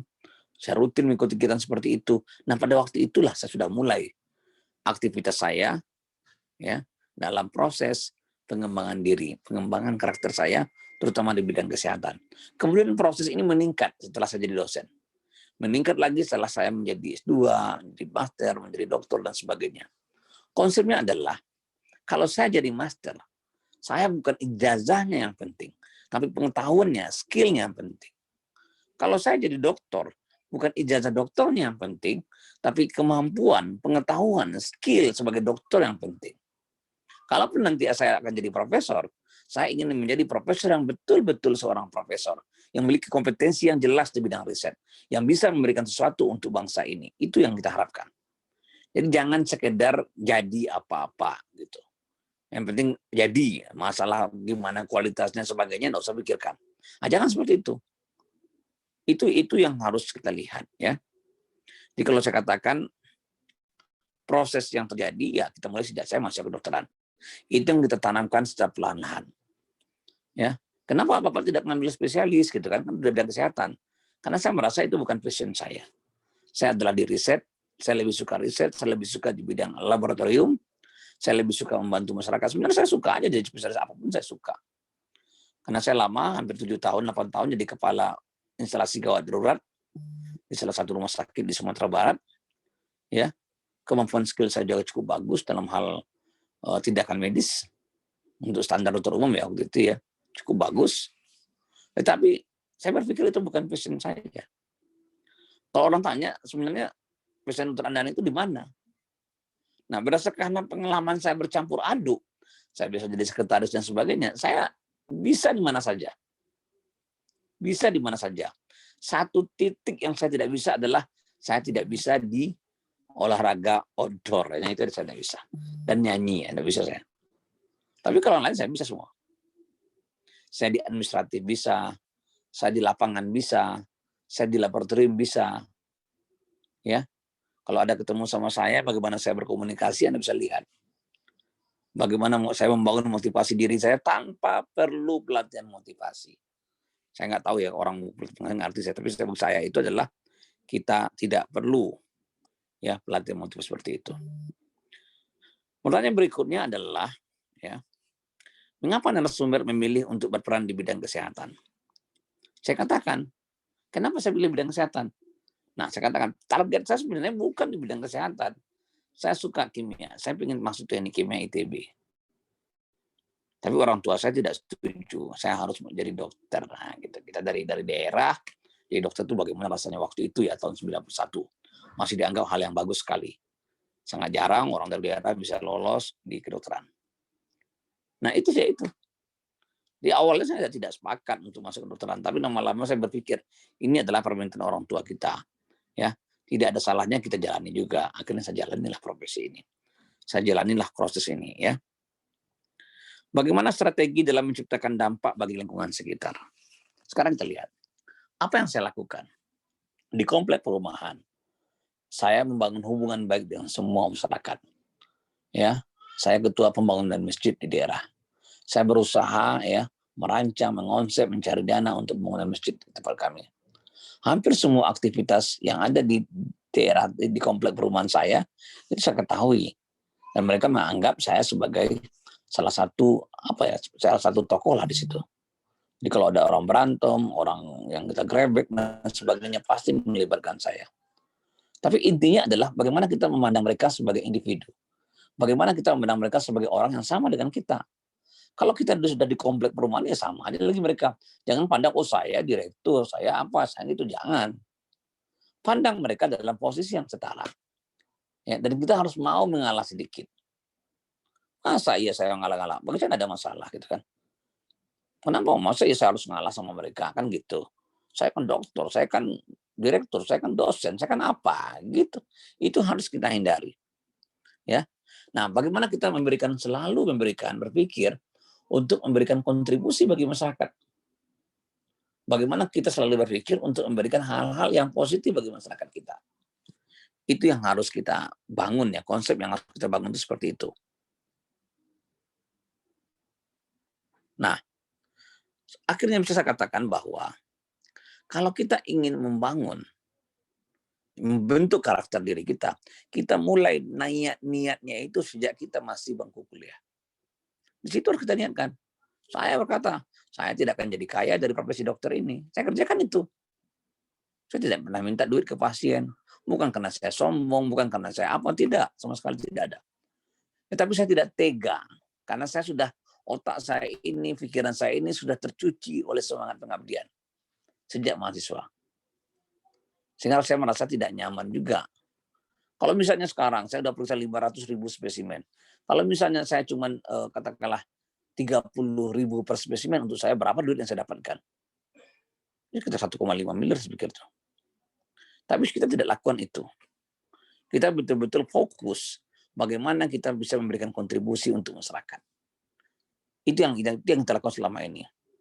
Ya, saya berpikir juga suatu saat nanti misalnya kan kalau kita tidak sibuk lagi dan sebagainya, saya rasa kita bisa mengembangkan konsep yang jelas bagi masyarakat. Memberikan kontribusi dedikasi kita untuk masyarakat. Intinya apa? Bagi adik-adik mahasiswa saya sampaikan, intinya adalah jadilah orang baik. Jadilah orang yang bermanfaat bagi masyarakat sekitar.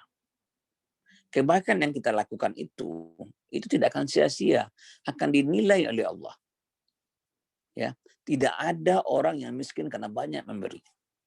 Tidak ada orang yang rugi, yang menjadi bodoh karena banyak membagi ilmu. Tidak ada orang yang rugi karena banyak menolong.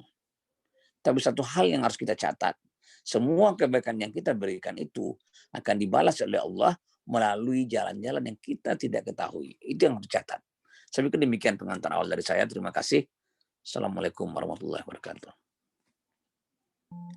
Waalaikumsalam warahmatullahi wabarakatuh. Terima kasih dokter untuk penyampaian awalnya. Nah, ini teman-teman dibuka lagi untuk sesi pertanyaan. Silahkan mengaktifkan fitur raise hand-nya, bertanya secara langsung kepada Dokter Andani, seputar apapun ya dokter ya, yang berkaitan dengan bidang kesehatan boleh, mungkin pengabdian juga ya, tadi dokter Andani banyak menyinggung juga tentang pengabdian di masyarakat. Teman-teman bisa bertanya secara langsung.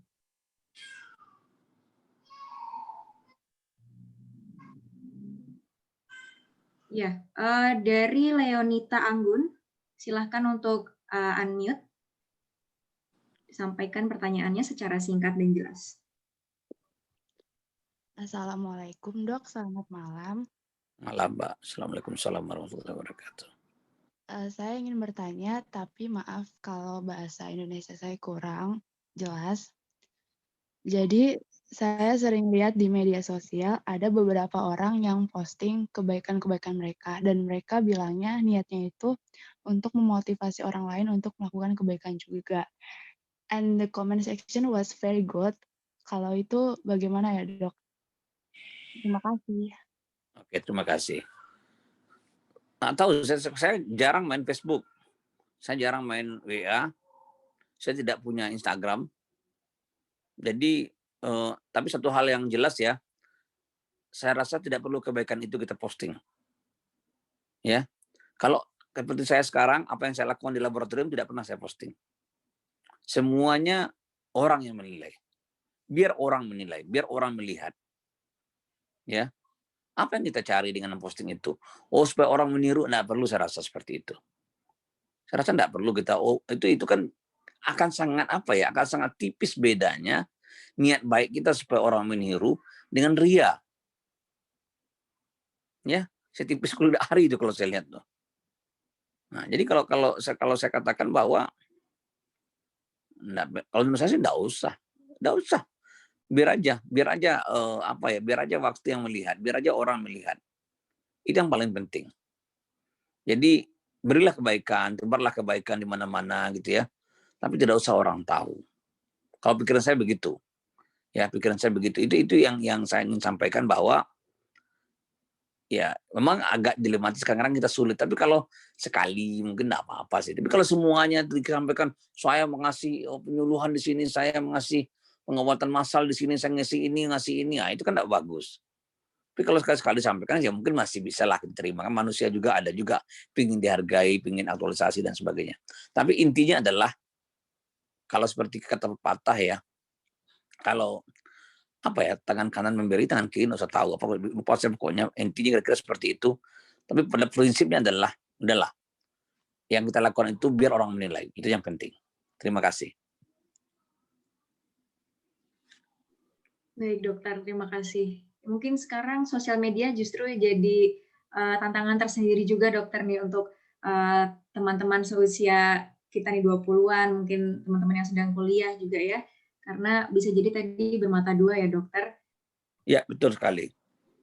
Mungkin teman-teman ada yang ingin bertanya lagi, bisa mengaktifkan fitur raise hand-nya.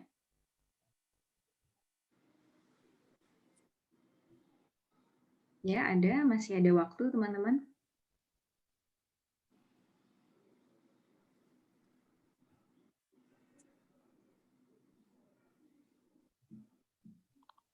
Saya ingin bertanya, dokter. Ya, silakan, Mbak. Ya, siap.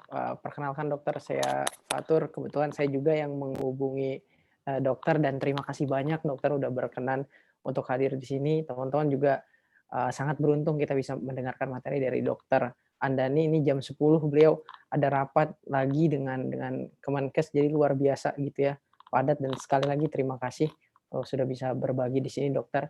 Pertanyaan saya tentu di usia yang muda ini dan tuntutan kita juga untuk kemudian mengabdi begitu ya, itu apakah pernah dokter berada pada satu titik terendah atau terfikir pada akhirnya untuk berhenti memikirkan orang lain begitu, berhenti untuk memikirkan katakanlah ikut menyelesaikan, membantu meringankan masalah orang lain gitu. Apakah pernah ada di titik itu, dan jika pernah bagaimana dokter membangun kembali semangat untuk kemudian kembali kepada masyarakat gitu. Terima kasih dokter. Ya, tidak pernah. Tidak pernah ya, malah makin lama makin kuat. Jadi semangat saya untuk menolong itu makin lama makin kuat, bukan berkurang, makin kuat malah. Ya, karena itu sudah terbentuk, bibit itu sudah ada sejak saya masih kuliah. Jadi sejak saya di kuliah di S1 gitu ya, itu sudah ada konsep, itu sudah ada. Jadi sudah terbentuk karakter kita sebagai pengabdi itu. Jadi sama sekali nggak pernah kita tidak pernah saya merasa harus bagaimana nggak pernah. Oh, saya melawan titik terendah nggak pernah. Bagaimanapun orang menyerang, misalnya komentar-komentar orang, saya diam aja. Ya, kadang-kadang di grup-grup itu, grup-grup sama-sama orang mengkritik apa yang kita lakukan, yang lain memposting, yang lain mengkritik gitu kan. Bagi saya nggak ada masalah, karena kita tidak mengharapkan pujian, kita tidak mengharapkan penghargaan. Ya, yang kita harapkan itu adalah bagaimana kita menolong orang, bagaimana kita menyelamatkan masyarakat kita, bagaimana kita melindungi masyarakat kita. Itu yang kita harapkan. Ini kalau ada orang mengkritik, orang mencemooh, kalau ada orang menghina, ya nggak usah pikirkan. Karena tidak pernah saya pikirkan itu. Karena motivasi kita adalah menolong orang, ngapain kita urusan sama dia. Tapi kalau motivasi kita ingin membangun pencitraan, ya kita marah, dihina seperti itu. Tapi karena tujuan saya bukan itu, tidak ada masalah. Ya, ada orang bilang, Pak Nani, coba dihafalan, nanti citranya jatuh. Saya bilang, kan saya tidak pernah berpikir citra saya tinggi-tinggi. Saya tidak pernah berpikir image saya bagus. Nggak pernah saya pikir itu. Saya alamiah apa adanya, sesuai dengan kondisi saya. Yang dengan catatan, saya akan berusaha menghindari semua yang jelek gitu. Itu prinsip yang kita bangun. Ya, jadi tidak karena orang kita melakukan tindakan. Emang dari nurani kita melakukan tindakan. Itu harus kita bangun. Jangan takut jatuh. Karena tidak berada di tekit. Karena kita tidak pernah berpikir untuk naik ke puncak. Itu harus pahami dulu. Kita tidak pernah berpikir untuk naik ke puncak. Jadi kenapa kita berpikir harus jatuh? Nggak ada masalah. Ya, kira-kira itu. Terima kasih dokter. Ini ada beberapa penanya lagi dari Nur Ilmi Watoni. Silahkan di-unmute. Halo, Assalamualaikum Pak Dokter. Selamat malam. Terima kasih. Malam, Mbak. Waalaikumsalam. Membuka hati dan pikiran dan jiwa saya. Sampai nangis, tumben ikut kelas sampai nangis. Yang saya mau tanya, ini Pak Dokter, dulu pas Pak Dokter muda, kan bermanfaat di pendidikan iya, bermanfaat di sosial iya.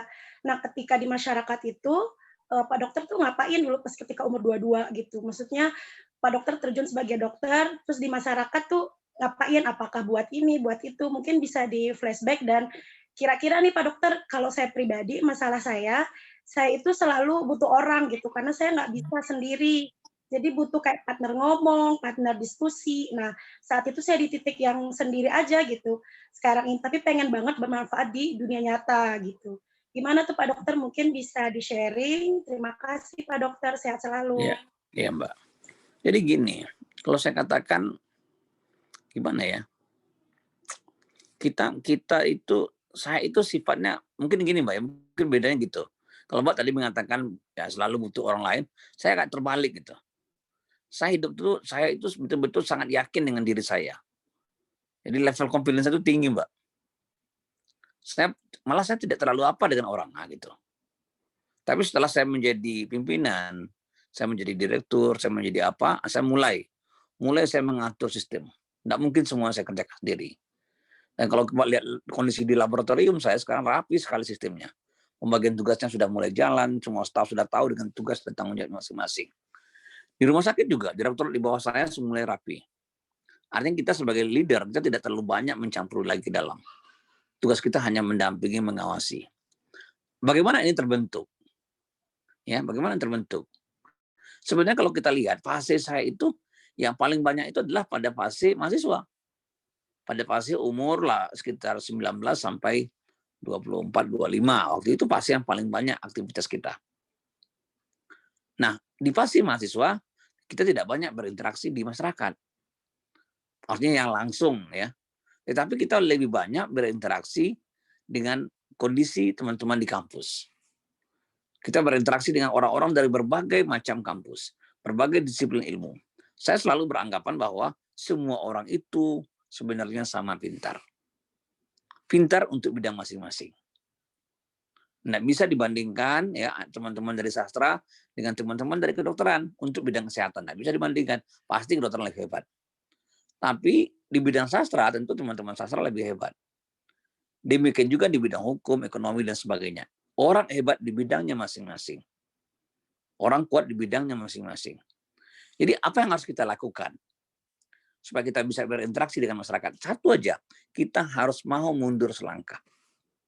Itu harus ego kita harus kita turunkan. Pandanglah masyarakat itu, anggota masyarakat sebagai partner kita. Saya mulai banyak ke masyarakat setelah saya jadi dokter, ya, setelah saya selesai pendidikan dan sebagainya, itu mulai intens. Mulai kita banyak ke masyarakat dan sebagainya. Nah, itu adalah hal-hal yang harus kita siapkan dari mulai sekarang. Intinya adalah tanamkan keyakinan diri kita. Tidak akan bagus komunikasi kita kalau kita tidak punya keyakinan diri yang kuat. Itu yang paling penting. Orang yang berhasil adalah orang yang yakin dengan kemampuannya. Gitu.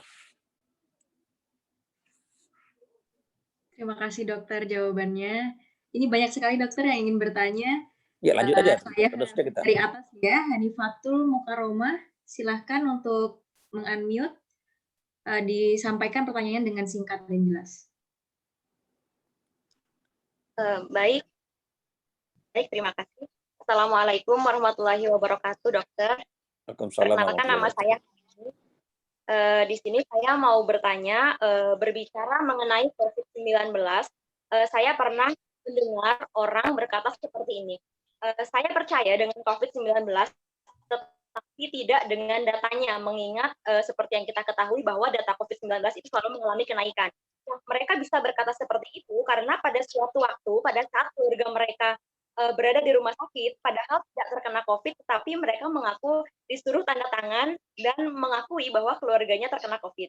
Nah, yang ingin saya tanyakan adalah bagaimana sih cara kita menjelaskan kepada masyarakat yang memiliki pola pikir seperti itu? Terima kasih. Assalamualaikum warahmatullahi wabarakatuh. Baik, makasih Pak. Jadi gini ya, kalau untuk di Sumatera Barat, saya rasa tidak ada orang yang di-COVID-kan, yang dipaksa tanda tangan untuk COVID, nggak ada tuh. Karena kalau cuman orang itu disuruh jadi COVID, ya tidak akan dibayar oleh BPJS, tidak akan dibayar oleh pemerintah. Harus ada surat hasil pemeriksaan laboratorium bahwa yang bersangkutan itu positif COVID. Itu yang penting dulu. Ya, jadi harus sudah ada surat dari laboratorium yang mengatakan bahwa seseorang itu positif COVID. Itu yang pertama. Nah, untuk Sumatera Barat, semua surat itu saya keluarkan. Semua orang yang positif saya yang sampaikan. Bisa saya katakan 99% Sumatera Barat ini, saya mengatakan mereka itu positif atau negatif. Sembuh atau tidak sembuh, konversi 2 kali atau tidak.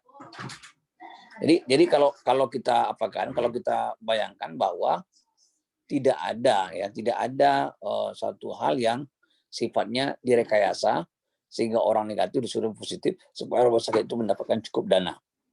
Tapi sekali lagi saya katakan, apakah kemungkinan itu tidak ada sama sekali? Saya belum bisa pastikan. Karena bisa saja ya di tempat-tempat yang seperti di Jawa yang rumah sakitnya banyak, ada juga yang nakal-nakal. Nah, ini perlu pembuktian ya, perlu pembuktian. Apa betul rumah sakit memaksa orang jadi COVID? Karena kalau itu dilakukan, kan tentu rumah sakit tidak dapat apa-apa. Karena BPJS tidak akan mau membayarnya. Ingat ya, untuk dibayar oleh BPJS, seseorang itu harus punya surat keterangan yang dikeluarkan oleh lab bahwa dia positif COVID. Nah, itu yang pertama. Jadi harus ada surat keterangan dari BPJS bahwa yang bersangkutan itu positif COVID, artinya dari laboratorium. Baru BPJS mau bayar, kalau tidak bisa. Ya, jadi tidak ada istilah pengkovidan. Tapi sekali lagi saya katakan, bisa saja itu terjadi. Ya, saya belum tahu data-datanya. Tapi pada prinsipnya akan sulit dilakukan, sebagaimana disampaikan oleh Mbak tadi. Kira demikian. Oke, untuk mempersingkat waktu, pertanyaan selanjutnya dari Siti Rahma. Silahkan untuk meng-unmute. Mohon untuk menyampaikan pertanyaannya dengan singkat dan jelas. Pada Siti Rahma ya. Assalamualaikum warahmatullahi wabarakatuh. Selamat malam, Dok. Waalaikumsalam warahmatullahi wabarakatuh. Perkenalkan, Dok, nama saya Siti Rahma. Langsung saja, Dok, pertanyaan saya. Dok, dokter kan melakukan pengobatan massal, itu membeli alat, Dok. Dokter melakukan pengobatan ini mendapatkan dari dana pribadi dokter atau dari sponsorship, bagaimana, Dok? Karena supaya kami para pemuda ini dapat mengikuti jejak dokter. Terima kasih, Dok. Iya, jadi alat-alat yang ada di lab saya itu memang awalnya saya punya sendiri, saya beli. Tapi duitnya dari sisa-sisa dana penelitian saya. Saya punya dana penelitian tersisa, saya beli pelan-pelan, saya kumpul pelan-pelan. Nah, itu yang kita lakukan. Tapi saya selalu berprinsip, jangan takut miskin. Nah, ini memang butuh keyakinan kuat nih. Kan tidak sedikit duitnya tuh, satu alat 100 juta. Kalau kita beli mobil, terbeli mobil tuh. Tapi itu yang saya lakukan. Jadi bagi adik-adik yang masih muda-muda yang berminat jadi peneliti, saya rasakan tidak harus beli alat seperti itu. Ini kan contoh yang paling ekstrim. Apa yang saya lakukan itu kan adalah contoh yang paling ekstrim, tidak mungkin, belum tentu semua orang bisa lakukan itu. Dan saya tidak ada keharusan semua orang melakukan hal seperti itu. Ya, jadi tidak ada masalah sama sekali. Saya rasa intinya adalah yang penting itu sekarang komitmen dulu.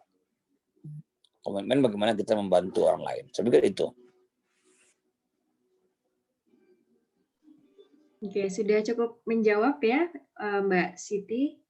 Untuk pertanyaan terakhir, Dokter, satu Yap, lagi dari lanjut. Siti Komaria. Silahkan diaktifkan audionya. Bismillahirrahmanirrahim. Assalamualaikum warahmatullahi wabarakatuh. Waalaikumsalam warahmatullahi Dokter, izin bertanya ya. Nah, ketika kita ingin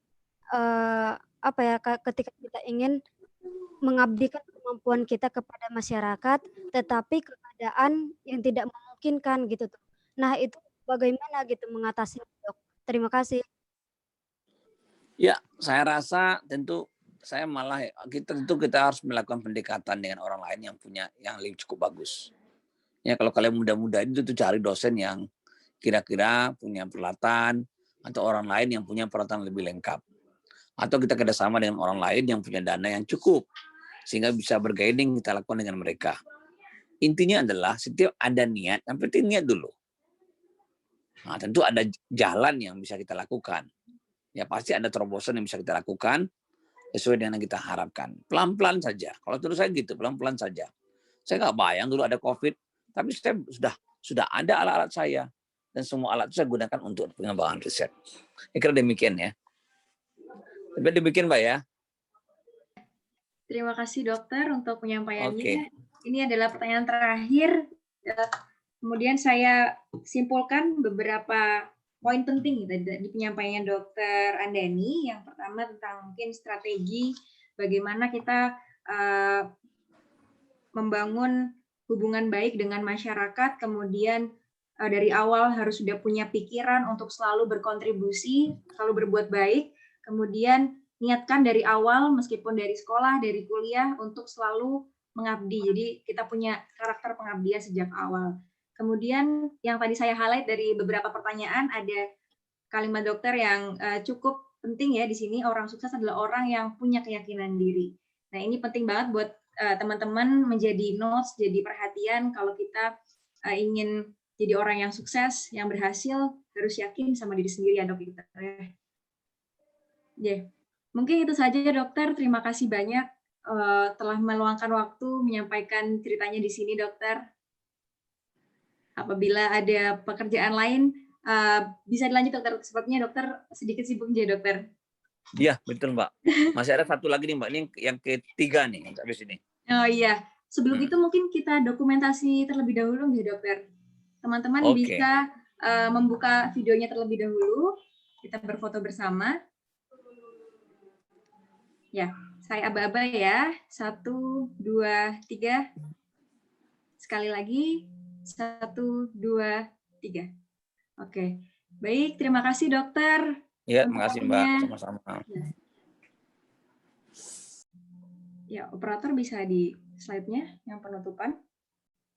Oke, teman-teman, sudah 2 sesi webinar yang kita jalankan, yang kita ikuti hari ini dari sesi pendidikan bersama Mas Indra, kemudian dengan Dr. Andani di bidang kesehatan. Ini adalah sudah tiba waktu kita di penutupan. Kami dari Yayasan Beri Perubahan Indonesia mengucapkan terima kasih kepada para pembicara dan juga teman-teman semua yang sudah hadir di sini. Kami mengingatkan ada giveaway buat teman-teman yang ikut. Jadi teman-teman di sini berkesempatan untuk mendapatkan 1 buku planner dari Journey of My Life. Itu caranya bagaimana? Teman-teman cukup memposting, mengunggah after event dari kegiatan webinar kali ini di IG story teman-teman. Kemudian tag @beriperubahan.id. 2 peserta terbaik ceritanya akan kami berikan 1 planner masing-masing. Nanti pengumumannya bisa kemungkinan hari Minggu atau hari Senin. Teman-teman bisa langsung upload setelah ini sampai besok. Kemudian selanjutnya teman-teman, karena kami di sini yayasan yang sangat terbuka dengan kolaborasi, kami sangat open kalau teman-teman mau menghubungi kami melewati phone number kami yang ada di screen, kemudian ada email address-nya. Jangan sungkan untuk memberitahu kami kalau kalian punya banyak ide, punya banyak gagasan untuk dikolaborasikan. Kemudian ikuti kami di platform-platform media sosial kami di Instagram terutama @beriperubahan.id. Kemudian teman-teman juga bisa mengakses website di www.beriperubahan.id. Tidak lupa teman-teman semua, di sini teman-teman punya privilege, punya kelebihan dibandingkan orang-orang lain yang mungkin tidak ikut. Mungkin juga teman-teman bisa menyisihkan sedikit uangnya untuk program-program yang tadi kami sampaikan, program beasiswa pendidikan, kemudian juga untuk teman-teman, saudara-saudara kita di Kalimantan Selatan, melalui barcode di sebelah kiri teman-teman bisa langsung di-scan yang menuju kitabisa.com, kemudian langsung ke nomor rekening Yayasan Beri Perubahan Indonesia ataupun donasi melalui website. Sekian teman-teman dari kami.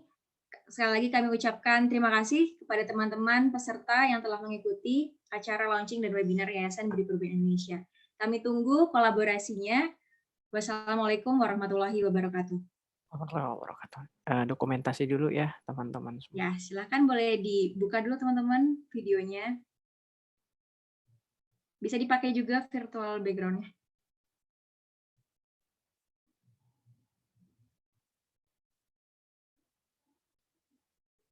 Oke, sekali lagi. Ya. Oke teman-teman, terima kasih. Sampai jumpa di kesempatan yang lain. Selamat malam.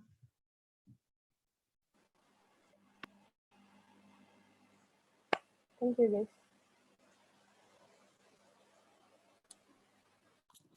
Aku putarin video ya.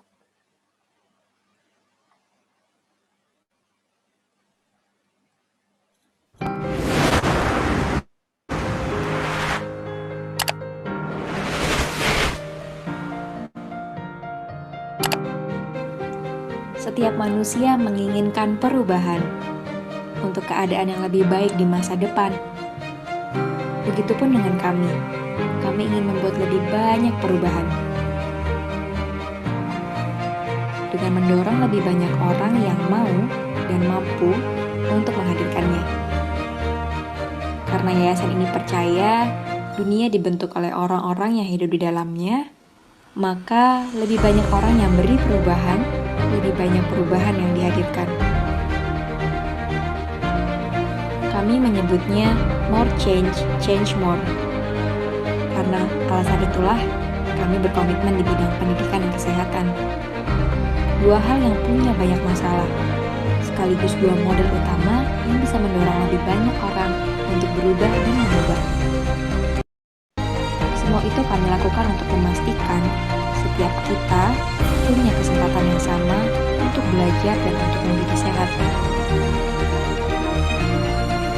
Kami percaya kita semua bisa ikut mengubah dunia. Tak ada perubahan yang terlalu besar untuk dilakukan, karena semuanya berawal dari mengubah diri sendiri. Di yayasan ini, kita semua berubah dan ikut beri perubahan.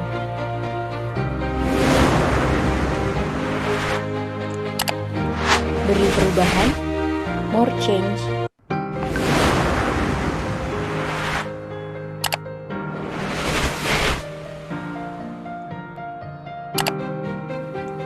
Setiap manusia menginginkan perubahan untuk keadaan yang lebih baik di masa depan. Begitupun dengan kami. Kami ingin membuat lebih banyak perubahan. Dan mendorong lebih banyak orang yang mau dan mampu untuk menghadirkannya. Karena yayasan ini percaya dunia dibentuk oleh orang-orang yang hidup di dalamnya, maka lebih banyak orang yang beri perubahan, lebih banyak perubahan yang dihadirkan. Kami menyebutnya more change, change more. Karena alasan itulah kami berkomitmen di bidang pendidikan dan kesehatan. Dua hal yang punya banyak masalah, sekaligus dua model utama yang bisa mendorong lebih banyak orang untuk berubah dan mengubah. Menyediakan beasiswa, menghubungkan berbagai komunitas, melakukan edukasi, hingga program operasi gratis. Semua itu kami lakukan untuk memastikan setiap kita punya kesempatan yang sama untuk belajar dan untuk menjadi sehat. Kami percaya kita semua bisa ikut mengubah dunia. Tak ada perubahan yang terlalu besar untuk dilakukan, karena berawal dari mengubah diri sendiri. Di yayasan ini, kita semua berubah dan ikut beri perubahan.